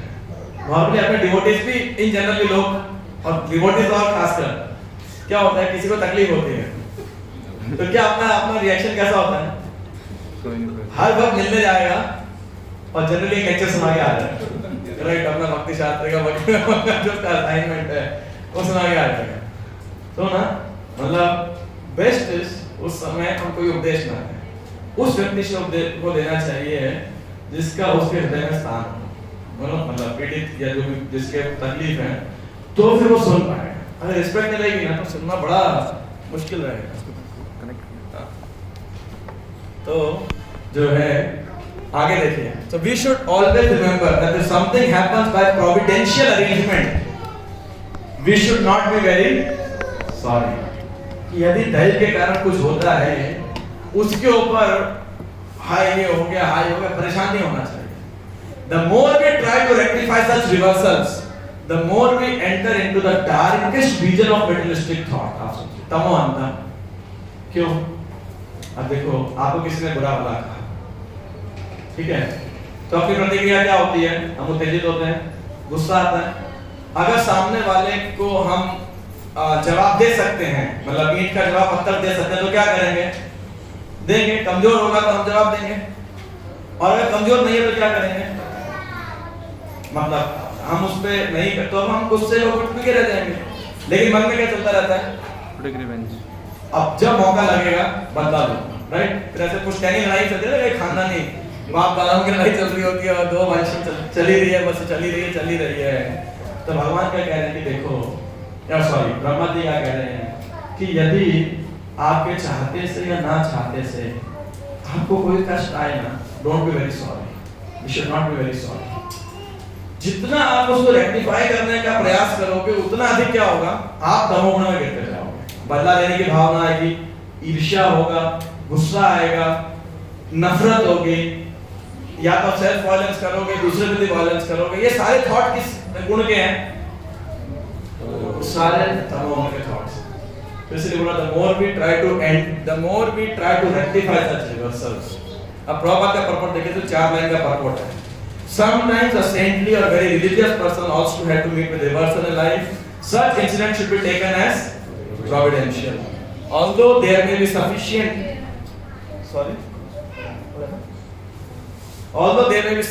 cause for being unhappy, one should avoid counteracting such reversals. For the more we become implicated in rectifying such reversals, the more we enter into the darkest regions of material anxiety. Lord Krishna has also advised us in this connection. We should tolerate things instead of becoming agitated. Properly repeat करें. छोटा रंग के प्रॉपर्ट है एकदम. जैसे मान लो स्पष्ट उदाहरण, आप में से कितने लोगों को बीमारी हुई है या होती है या कभी अच्छी वाली, मतलब सीरियस थोड़ा, बस इससे तकलीफ नहीं होती. तो सीरियस वाला जैसे छोटा हो जाता है. बहुत फॉर्चुनेट हो आप. मैं पूछ रहा हूँ, मैं नहीं कह रहा मुझे सूचना दो आपको पाप लगेगा. मैं आपको पूछ रहा हूँ कि मतलब आपको कभी ना कभी जीवन में एक बार अच्छी बीमारी अगर फ्रैक्चर हुआ है, ऑफ कोर्स रिलेटिव डेफिनेशन हो सकती है अच्छी और बुरे की, है ना.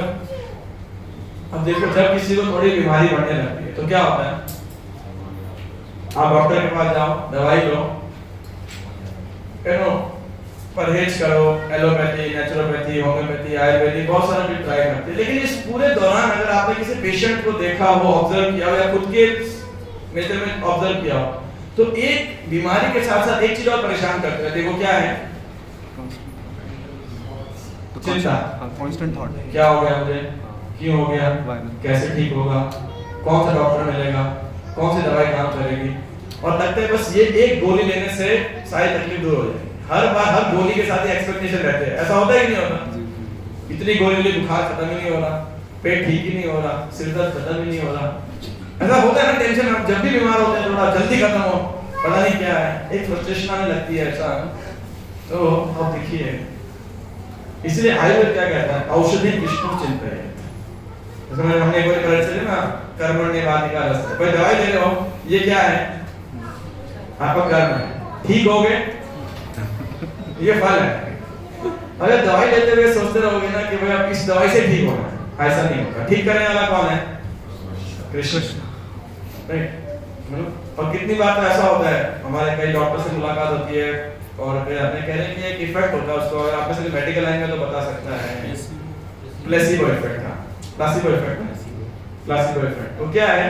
वो कहते हैं कि कोई व्यक्ति कहता है मुझे नींद नहीं आ रही, नींद की गोली दे दो, और ये मल्टीविटामिन दे देता है. बोले ये नींद की गोली खा लो. बोले कौन सी दवाई दी थी? बहुत बढ़िया नींद आई. केमिस्ट बोलता है एक और ले लो. हमारे डिवोटी है, वो 2000 पेशेंट को भी लेके आए, प्रभु जी अब इनका थोड़ा सीरियस केस है, कुछ हेल्प करो. ठीक है, वाला करो जो भी ऐसा. तो कहने का अर्थ है कि इसीलिए जब आप दवाई देते हैं तो instead of having the hope कि ये ठीक करेगी, हम अपना काम करना चाहिए, बकायदा दवाई लेनी चाहिए, इंस्टेड ऑफ बिकमिंग एजुकेटेड कि जो है क्यों नहीं ठीक हो रहा है या होना चाहिए। तो ये मेरे को बहुत छोटा सा लेकिन बहुत ही सक्सेस बराबर लगता है। Instead of becoming agitated what one should do, one should tolerate.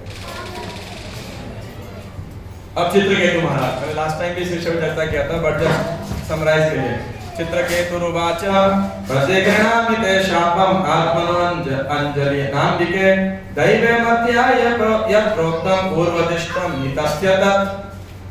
With my own folded hand, my dear mother, together I accept the curse upon me. I do not mind the curse, for happiness and distress are given to demigod to the result of one's past deeds. इनका ये है, आपका भी कर्ज हो, I don't mind, मेरे होगा, बस ठीक है। Purport: Since Chitraketu was a devotee of the Lord, he was not got disturbed by the curse of Mother Parvati.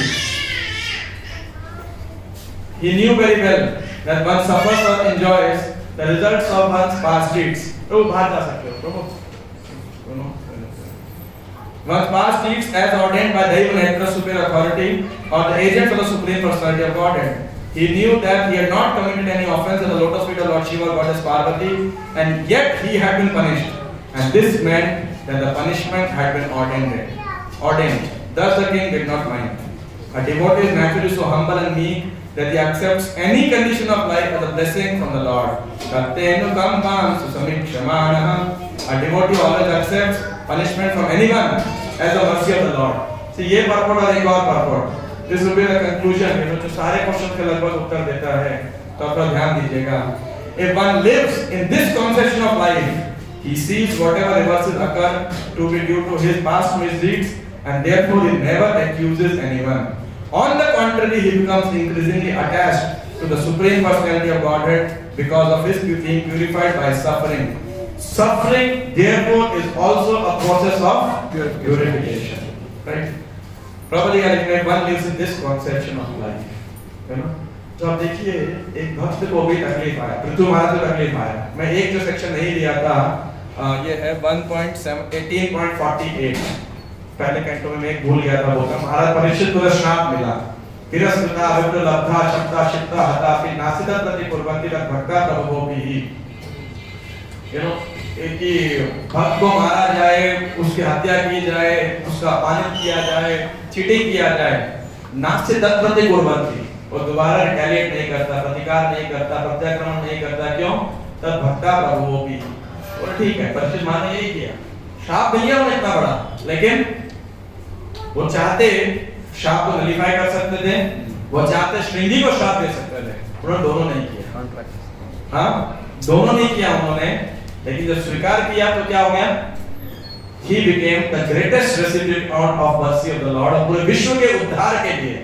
और मान लो 50, 100 साल, 200 साल, 1000 साल परीक्षित महाराज जीवित रहते हैं, 1000 साल तक धर्म का राज रहता, लेकिन महाराज परीक्षित ने उस श्राप को स्वीकार कर लिया।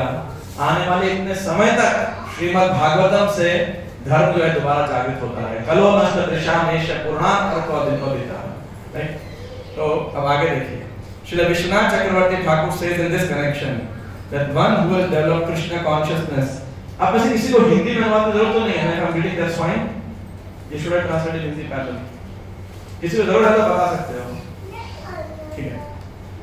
हाँ, अब ये दो पैराग्राफ आप देखिएगा, बहुत सारे प्रश्न आते हैं इसके अंदर।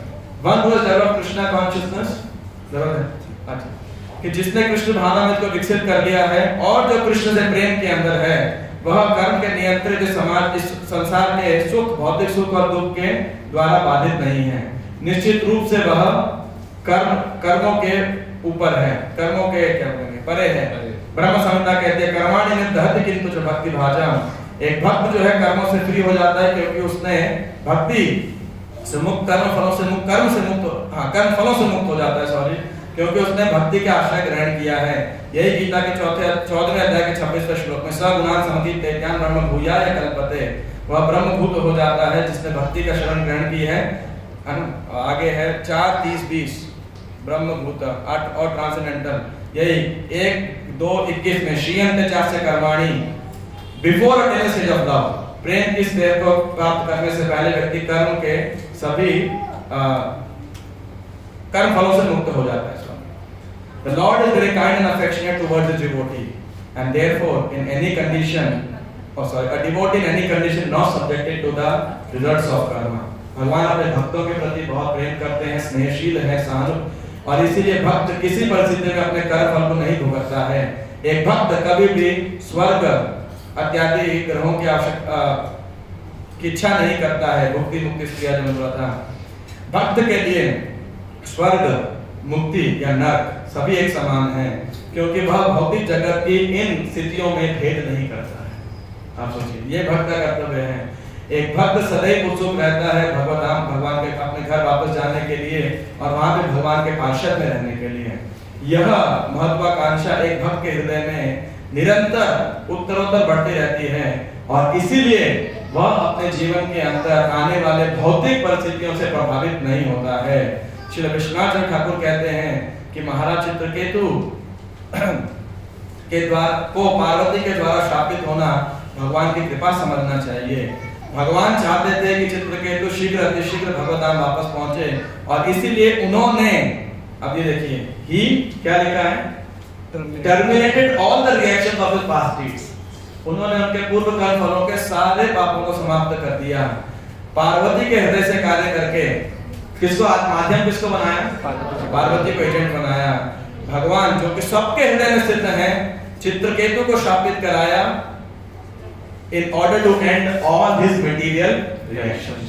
उनके सारे भौतिक परिस्थितियों को समाप्त करने के लिए भगवान ने इस परिस्थिति को कि शाप ले लो, एक बार में खत्म। अब क्या लास्ट टाइम भक्ति तीर्थ महाराज इतने लोगों को उदाहरण दिया था, 10 इसीलिए चित्रकेतु महाराज अगले जन्म के अंदर वृत्रासुर बने और भगवताम चले गए।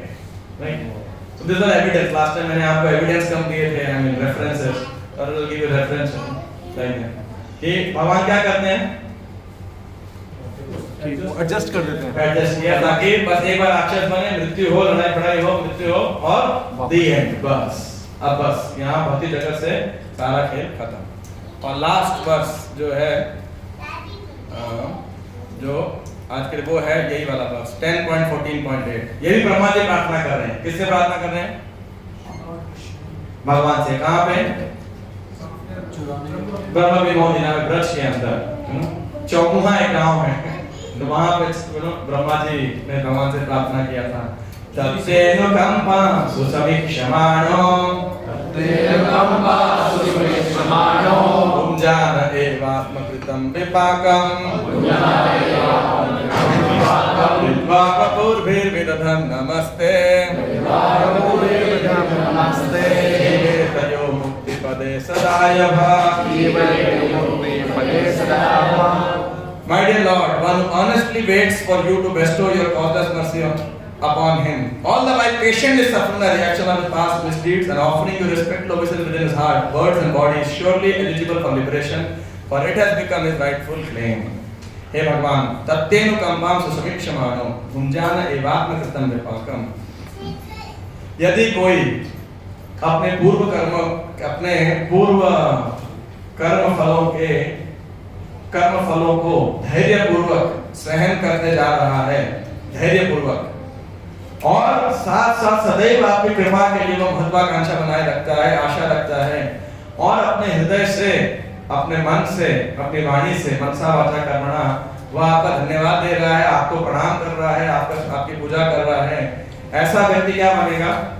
निश्चित रूप से मुक्ति का अधिकारी है। जीवे तयो मुक्ति पदे सदाय भाग। दाय भाग मतलब क्या होता है? उत्तराधिकारी, है ना? तो अब ये 3 पैराग्राफ का आई थिंक इसका भी परपोर्ट है, और this is the last purport of our today's.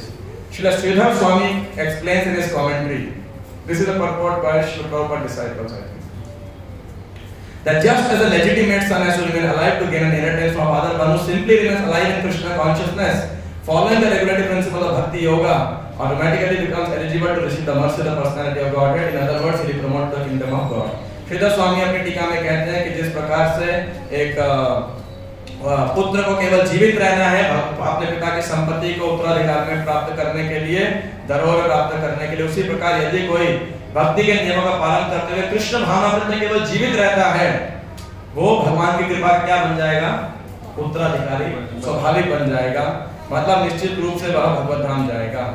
सुसमीक्षमाण शब्द का अर्थ है, ये बताता है कि एक भक्त सदैव भगवान की कृपा की आशा करता है, even while suffering the painful effects of previous sinful activities, you know, अपने पूर्व कर्मों के इस पनिशमेंट को, सजा को भी वो क्या करता है, सफर कर रहा होता है, भगवान की कृपा की आकांक्षा करता है।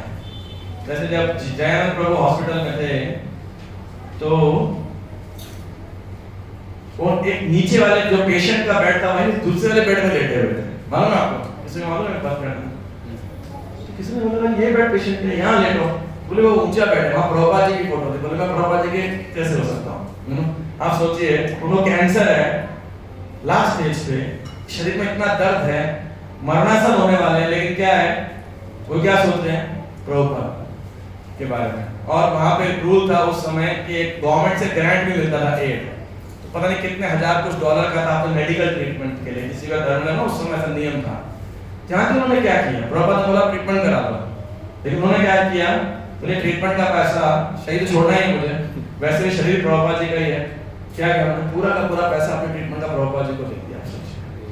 उस परिस्थिति के अंदर अभी आपको शायद जानकारी हो, कदम कानन Swami Maharaj 4th stage cancer है, maybe you won't see him after a few months, you know, वो एकदम बिंदास होके लेटर लिख रहे भक्तों को, अपने डिसाइपल्स को मीटिंग कर रहे, अपनी पूरी बीमारी बता रहे, कब शुरू हुई, किस स्टेज पे क्या पहुंची, एकदम जूम मीटिंग के अंदर लाइक। और जितने प्रोजेक्ट थे सब जगह मिल करके अभी लगभग राधाष्टमी के पास में फाइनली वृंदावन के अंदर आ जाए, पूरा प्रिपेयर कर रहे हैं, कीर्तन में डांस कर रहे हैं, कीर्तन कर रहे हैं, लाइक तो जाना तो है ही आप सोचो। So that is called Krishna consciousness. तो यहाँ पे लॉर्ड कृष्ण, भगवान श्री कृष्ण गीता में कह रहे हैं कि जो भक्त उनको पूरी तरह शरणागत होता है वह अपने पूर्व कर्मों के लिए इज नो लॉन्गर लायबल, के लिए वह क्या बोलते हैं, मतलब उत्तरदायी नहीं है। However, I'll read in English, then I'll read in Hindi. Because in his mind a devotee may still maintain the remnants of his previous sinful mentality, the Lord removed the last vestiges of the enjoying spirit by giving this devotee punishments that may sometime resemble sinful reaction. So last time हो सकता है आपको लगे कि you know what is the meaning of adjusting and so forth. So I thought of giving exact reference, you know, like this is from Sridhar Swami's commentary, you know. तो ऐसा लग सकता है कि वो पाप पूर्ण कर्म है, लेकिन ये किसके लिए है? हाँ, जस्ट कर रहे किसके लिए है? अब ये क्वेश्चन को अपने पास रखिए, किसके ऊपर एप्लीकेबल है? The purpose of the entire creation of God is to rectify the living entity's tendency to enjoy without the Lord, and therefore the particular punishment given for a sinful activity is specifically designed to curtail the mentality that produced the activity. Although a devotee has surrendered to the Lord's devotional service, until he is completely perfect in Krishna consciousness, he may maintain a slight inclination to enjoy the false happiness of this world. The Lord therefore creates a particular situation to eradicate this remaining enjoying spirit. This unhappiness suffered by a sincere devotee is not technically a karmic reaction. It is rather the Lord's special mercy for inducing his devotee to completely let go of the material world and return home back to Godhead. अब भक्त क्या करता है? अब देखिए आगे ये एक वर्ड लिखा है यहाँ पे, a sincere devotee earnestly desires to go back to the Lord's abode. Therefore he willingly accepts the Lord's merciful punishment and continues offering respects and obeisance to the Lord with his heart, words and body. Such a bona fide servant of the Lord, considering all hardship a small price to pay for gaining the personal self of Lord, certainly becomes a legitimate son of God, as indicated here by the word Dayabha. Just as one cannot approach the sun without becoming fire, one cannot approach the supreme pure Lord Krishna without undergoing a rigid purificatory process which may appear like suffering, but which is in fact a curative treatment administered by the personal hands of the Lord. That is summarize the entire discussion quite well, like that. तो ये कहना कि एक भक्त के ऊपर कार्मिक reaction हर प्रकार से भगवान उसको क्या करते हैं, एडजस्ट करते रहते हैं, लाइक दैट। क्यों? क्योंकि भगवान क्या देख रहे हैं, मुझे भक्त को ऊपर लेके आना। देखिए इसीलिए भगवान उदासीन मत होंगे। इस प्रकृति के अंदर जो पाप के लिए जो सजा मिलती है ना, दुख मिलता है, वो कैसे होना चाहिए, वो समझना चाहिए हमें। किस लिए? इस पाप पूर्ण वृत्ति को दूर करने के लिए तैयार है। प्रकृति हमारे दुश्मन नहीं है, वो चाहते हैं कि इस पाप पूर्ण प्रवृत्ति को छोड़ दे, विलिंगली छोड़। और ये श्लोक जिसके लिए, ये किसके लिए एप्लीकेबल है? सिंसियर डिवोटी के लिए। और सिंसियर डिवोटी क्या करता है? वो उस सुख और दुख को देखने के बजाय किसकी ओर देखता है? वो कृष्ण की ओर देखता है। That should be our goal. Like I want to be the personal association of the Lord. सुख और दुख आते रहेंगे, जब सुख आए तब भी किसकी ओर देखिएगा? कृष्ण की ओर देखिएगा। मतलब कल आपके बिजनेस में बहुत फायदा हो, है ना, तो आप सोच रहे हो चलो भाई नई गाड़ी ले लेते हैं, है ना, या घर क्या बोलते हैं, मतलब बड़ा घर ले लेते हैं, या ये कर लेते हैं, वो कर लेते हैं, है ना, एक्सेट्रा। देखना किसकी ओर चाहिए कि भाई कृष्ण के लिए बढ़िया मंदिर बना देते हैं, ज्यादा बुक डिस्ट्रीब्यूशन कर देते हैं, राइट। तो सुख हो तब भी कृष्ण की ओर देखो, जब दुख हो तब भी कृष्ण आपका मेरे से क्या योजना है वो बताइए, है ना। मैं आपका दास दासी कैसे बन सकते हैं, किस परिस्थिति में मैं आपकी शरण कैसे बेस्ट ले सकता हूँ, ले सकते हैं, आप मुझे गाइड कीजिए। तदामी बुद्धि योगम तम येन मामुपयान्ति थे, यू नो। तो कृष्णा ओनली एडजस्ट एक बात में, but this is applicable not only to, आगे सोचिए कि डिवोटी जो भाव के स्तर पे आगे आए, प्रेम के स्तर पे आगे, उनके लिए नहीं। कोई भी प्रामाणिक, कोई भी गंभीर भक्त, सिंसियर डिवोटी जो प्रामाणिक गुरु के, वैष्णव के आश्रय ग्रहण किया है और प्रामाणिक तरीके से भक्तियों की विधियों का पालन करने का प्रयास कर रहा है, चाहे उसमें ऊपर नीचे कभी होता रहे, भगवान सदैव उसकी मदद करेंगे। चाहे बाह्य में दुख भी आएगा ना, कितने भक्तों से बात करो, बोले मुझे बहुत बढ़िया हुआ, इस कंडीशन के अंदर हमने अपने जीवन का सबसे बेस्ट लेसन सीख लिया। लाइक हो सकता है परिस्थिति जाने के बाद, जब वो परिस्थिति थी, कोई भी आर्थिक, सामाजिक, पारिवारिक, शारीरिक कोई भी विपदा थी, तब कष्ट जरूर होगा, देखिए हो सकता है।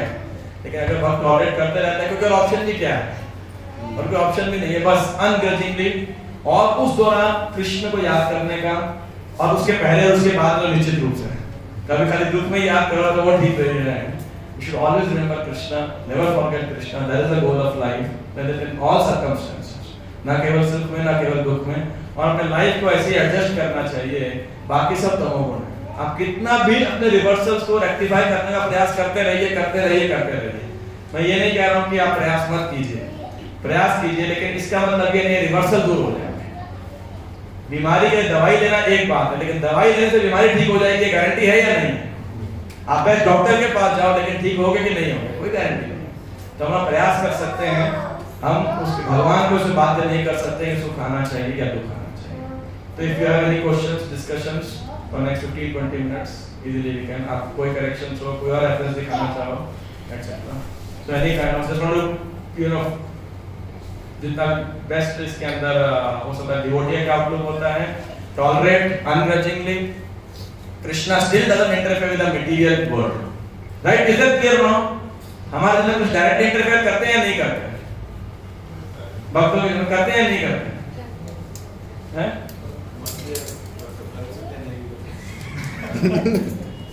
फिर तो पूरी क्लास खराब हो गई।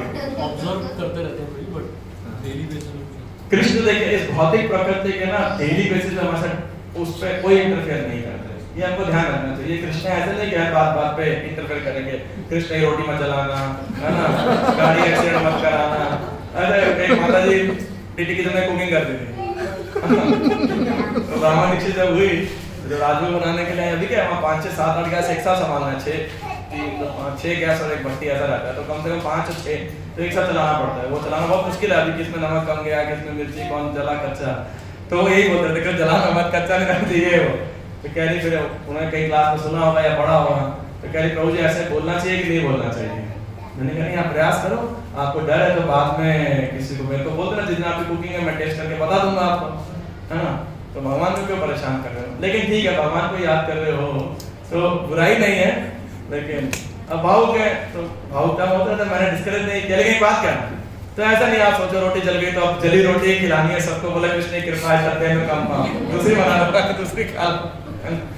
तो लेकिन कृष्ण कहाँ इंटरफेयर करते हैं? कृष्ण अध्यक्षता रखते हैं और आपको भगवत धाम, आपको अपने जीवन में नेक्स्ट रियलाइजेशन देने के लिए, यानी आपके जीवन में जो आपके लिए आवश्यक है वो सिखाने के लिए भगवान आपको सुख भी देंगे, दुख भी सुख भी आए ना, ऐसा नहीं है कि केवल दुख के साथ है। देखिए अगर सुख भी आए ना, आपको यार मेरे ख्याल से मुझे क्यों मिला और इस समय क्यों मिला, बाद में मिल सकता था, अभी क्यों मिला नहीं है। अब कहीं ना कहीं देखिए केवल सुख मिला, चाहे वो अच्छी हेल्थ हो, वेल्थ हो, फैमिली हो, यू नो कुछ भी जॉब हो, अच्छी मेडिसिन हो, अच्छा डॉक्टर हो, कुछ भी हो, लेकिन मुझे क्यों मिला इस समय। अगर आप ये भी विचार करेंगे ना तो आप देखिएगा कृष्ण बहुत कृपालु हैं, जो आपके काम में इंटरफेयर नहीं करते, वो आपकी भक्ति को देखते हुए उसको पकड़ लेते हैं। इसलिए क्लेशाग्नि शुद्धा मोक्ष लभता कृति जब चर्चा कर रहे थे, या क्रमणे प्रलीयेत या मा शुचः सर्वधाम वैद्य, क्योंकि कृष्ण अपने भक्तों से बहुत प्रेम करते हैं, पर इसका मतलब ये नहीं है कि वो इंटरफेयर करेंगे। और इसीलिए जो टेक्निकली देखा जाए तो वो कार्मिक रिएक्शन एक सिंसियर डिवोटी के लिए वो नहीं है। तो ये क्वेश्चन जो मैं कह रहा था कि किसके लिए एप्लीकेबल है, कला बोलो नहीं प्रेमी भक्त के लिए, भाव के स्टेज पर है, निष्ठा के, हमारे लिए कुछ नहीं है इसके अंदर। तो जहां है प्रभुपाद जी के तात्पर्य के अंदर प्रभुपाद ने क्या प्रोड्यूस किया है, all you do is really become sincere and become eager for going back to order to become attached to Krishna। तब आपका कोई प्रश्न कोई चर्चा हो अदर ये भक्ति हो। एक चीज़ के लिए बड़ा ही अच्छी चीज़ जो है कि एज एन ऑर्गेनाइजेशन भी जब चाहे हम जुड़े जिस भी प्रीचिंग मेथड से, या पहले जो प्रभुपाद के हम लेक्चर्स या कन्वर्सेशन भी सुनते हैं, कहीं पे भी इस टाइप का चीज़ को प्रमोट करके भी नहीं किसी डिवोटी को एनकरेज किया गया कि आप यहाँ पे आओ आपके कोई कष्ट दूर हो जाएंगे, ना ऐसी किसी मिरेकल्स को बहुत ज़्यादा पब्लिसाइज किया जाता है इन जनरल भी। So this is one thing जो बड़ी अच्छी है, और इसी वजह से शायद जब कोई दुख वगैरह भी आते हैं तो मोस्टली डिवोटीज ऐसा नहीं हो जाता कि क्योंकि वो किसी सुख की अपेक्षा से आए ही नहीं थे तो किसी दुख के आने से वो चले भी नहीं जाते इन जनरली। सो ये एक बड़ी अच्छी सिचुएशन मुझे यहाँ पे लगी, जो कि जनरली नहीं, बाहर जनरली इसी चीज़ को पब्लिक है कि यहाँ होगे तो दुख दूर हो जाएंगे। एक सारे बंदे मनोकामना पूर्ण देवी है, और ये सिद्ध मंदिर है, सिद्ध देवी है, सिद्ध देवता है, सोना प्राचीन न सिद्ध कुछ भी ऐसे लगा करके नहीं जो है। एक क्वेश्चन मुझे पूछना था, रिटेलिएशन के लिए आया, जैसे चित्रकेतु महाराज ने नहीं किया रिटेलिएट, पर ऐसा है कि क्योंकि जिन्होंने उनको श्राप दिया वो डिवोटी थी पार्वती माता, क्योंकि अगर हम राम जी के इंस्टेंस से देखें, पांडवों के एग्जाम्पल से देखें, और क्रोध महाराज के हाँ जी, क्रोध को रिटेलिएशन में कहाँ इस्तेमाल करना चाहिए, 3-4 जगह जो रिटेलिएट करना है। सॉरी मैं क्वेश्चन कट कर रहा हूँ मोस्टली, सही अंडरस्टूड। तो देखिए जहाँ पे आप एक गार्जियन की भूमिका निभा रहे हो, मतलब जहाँ पे आप प्रोटेक्टर की भूमिका निभा रहे हैं, आप राजा हैं, आप माता पिता हैं मान लीजिए,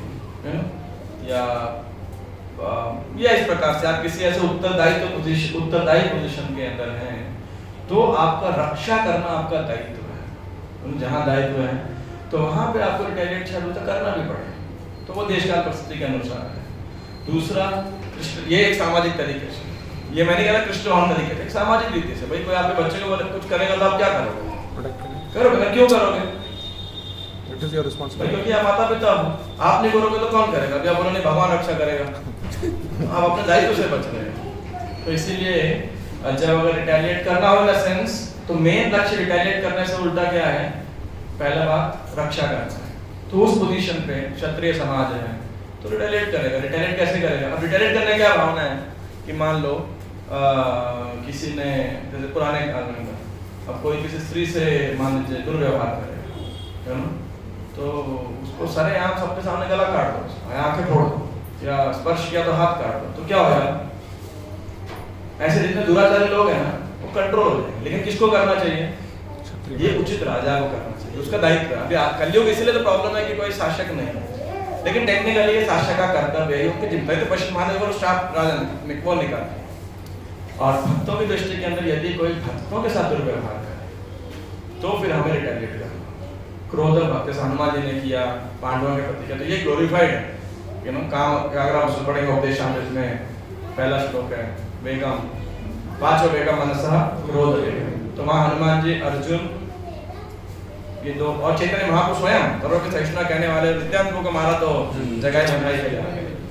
अब रिटेलिएट कैसे करना है ये है मिर्च, देश काल पात्र अनुसार मिर्च। Thank you. पीछे भी किसे आता है? ये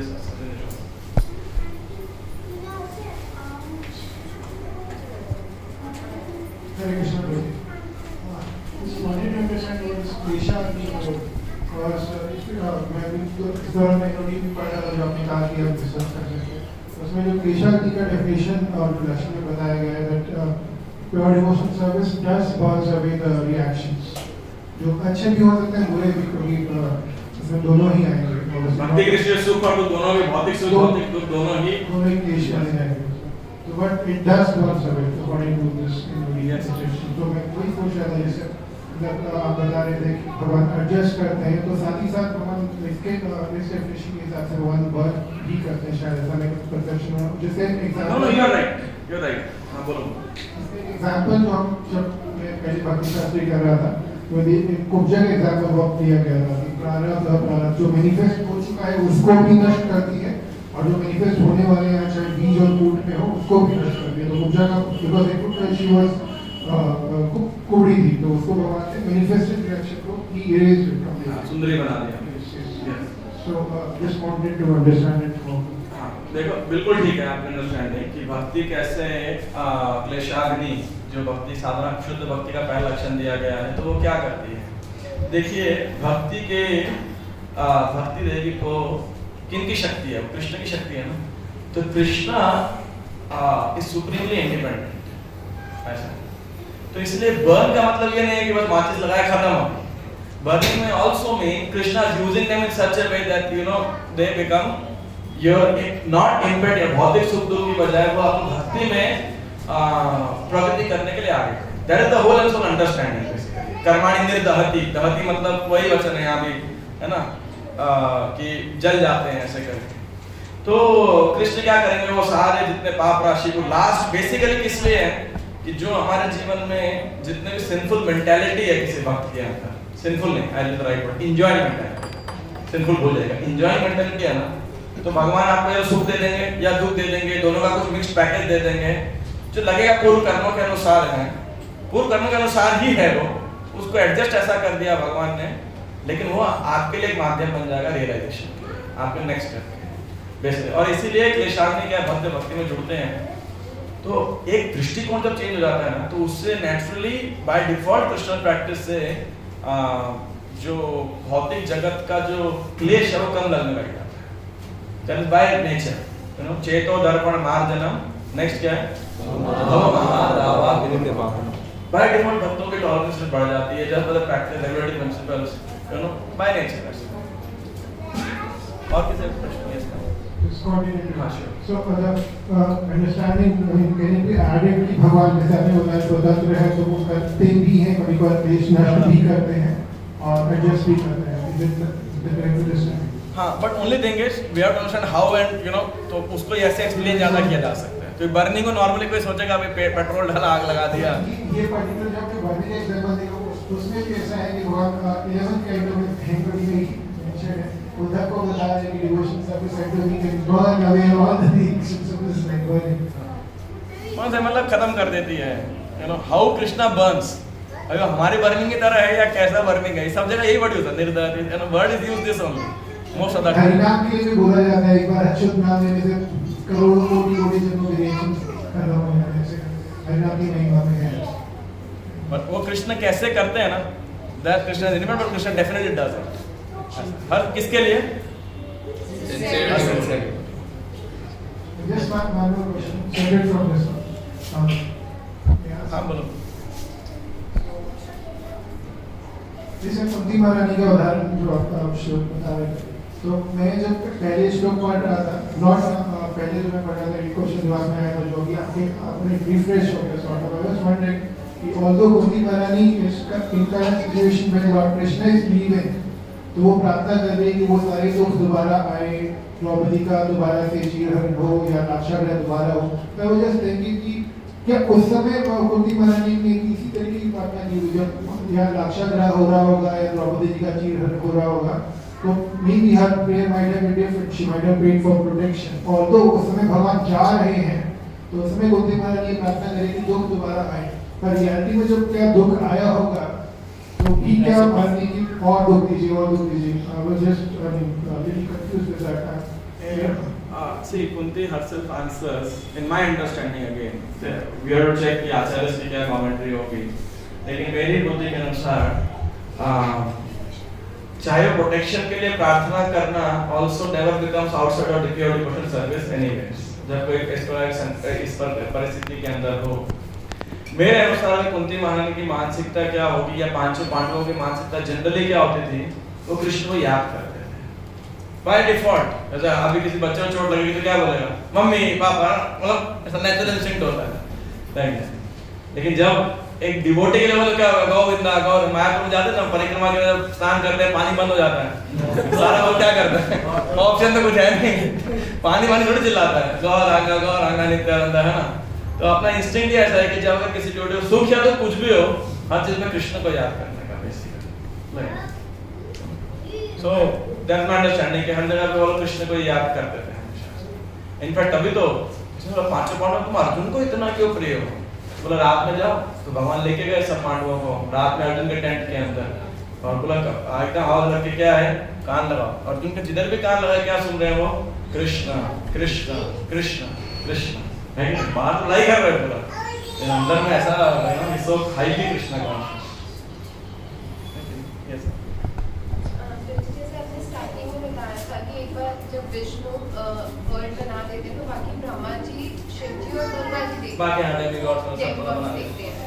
तो जब सीसी के ना एक्सटर्नल एनर्जी एफिशिएंट कॉज और मटेरियल कॉज का, तो इसको फिर इसके साथ कैसे समझेंगे? पढ़ो पूरा पढ़ो, क्लियर है उसके अंदर तो कृष्ण का आदिलीला में ना. हाँ जी, इसमें हम अद्वैताचार्य जी को लेकर के हैं कि आगे अद्वैताचार्य जी बेसिकली थोड़ा टेक्निकल करते हैं जो भी है. हाँ वो सदाशिव महाविष्णु के रूप के अंदर तो क्या किया उन्होंने, तो बना दिया पूरा सृष्टि से बना दिया, बट इट डजंट. वो सिर्फ इतना करते हैं कि भौतिक प्रकृति पर दृष्टिपात करते हैं, स्पर्श नहीं करते. वो दृष्टिपात तो शिव जी फिर कैरी करते हैं फॉरवर्ड आके सदाशिव. ठीक है, अब वो पढ़ेंगे है technical but it's a very good subject matter. और कोई किसी का प्रश्न या कोई टिप्पणी? मैं समझ बहुत एक हफ्ते से 2 हफ्ते इतने डिस्कशन सब भाई अभी सब साइलेंट बनी क्यों हो गए. अनुरूप अभी सब अदर्स दिखते हैं. या one question last comment or whatever. In continuation to what I was asking. Okay, should we allow? I think last one we will take first.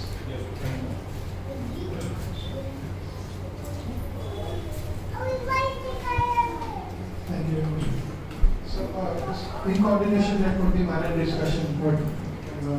तो अभी जब डिवोटीज पे हर पे कुछ ऐसे लाइफ में कष्ट आते हैं जो सबके लाइफ आते ही हैं, किसी की लाइफ ऑफ सिचुएशन या बीमारी या इस तरीके से, तो एक अंडरस्टैंडिंग जो पीपल से not trying to rectify reversals to understanding by and tolerating them and waiting for the merciful Supreme Lord and remembering etc.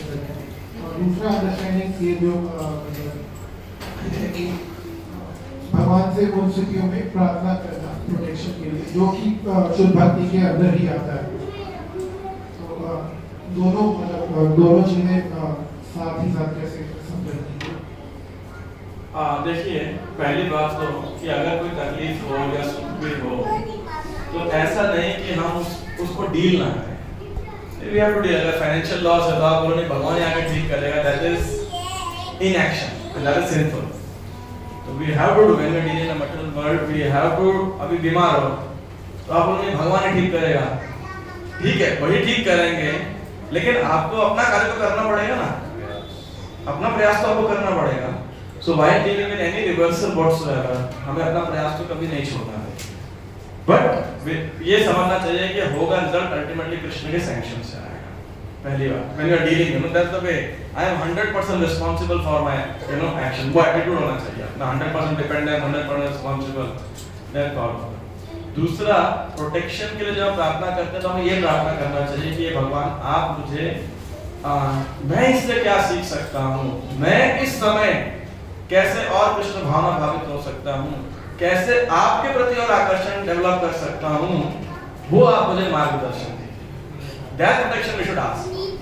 ये नहीं कि भाई एकादशी है, भूख लग रहा है, निर्जल किया हूँ, अब कब टाइम आएगा, है ना, क्या अब ऐसा वो वाला प्रोटेक्शन के बजाय we should ask this protection. ठीक है, thank you very much. Hare Krishna. I hope you know I have tried to fully focus on proper books references. अगर किसी को इच्छा हो तो आप लेकर के बाद में इसके ऊपर पीपीटी या कुछ और बना सकते हैं। Then we will keep adding more references, not for discussion but I hope this understanding is more और लेस क्लियर। और I think this is the maximum attendance, you know, perhaps ever we have received. So, by 5 minutes, I think they will take. Mic, little mic.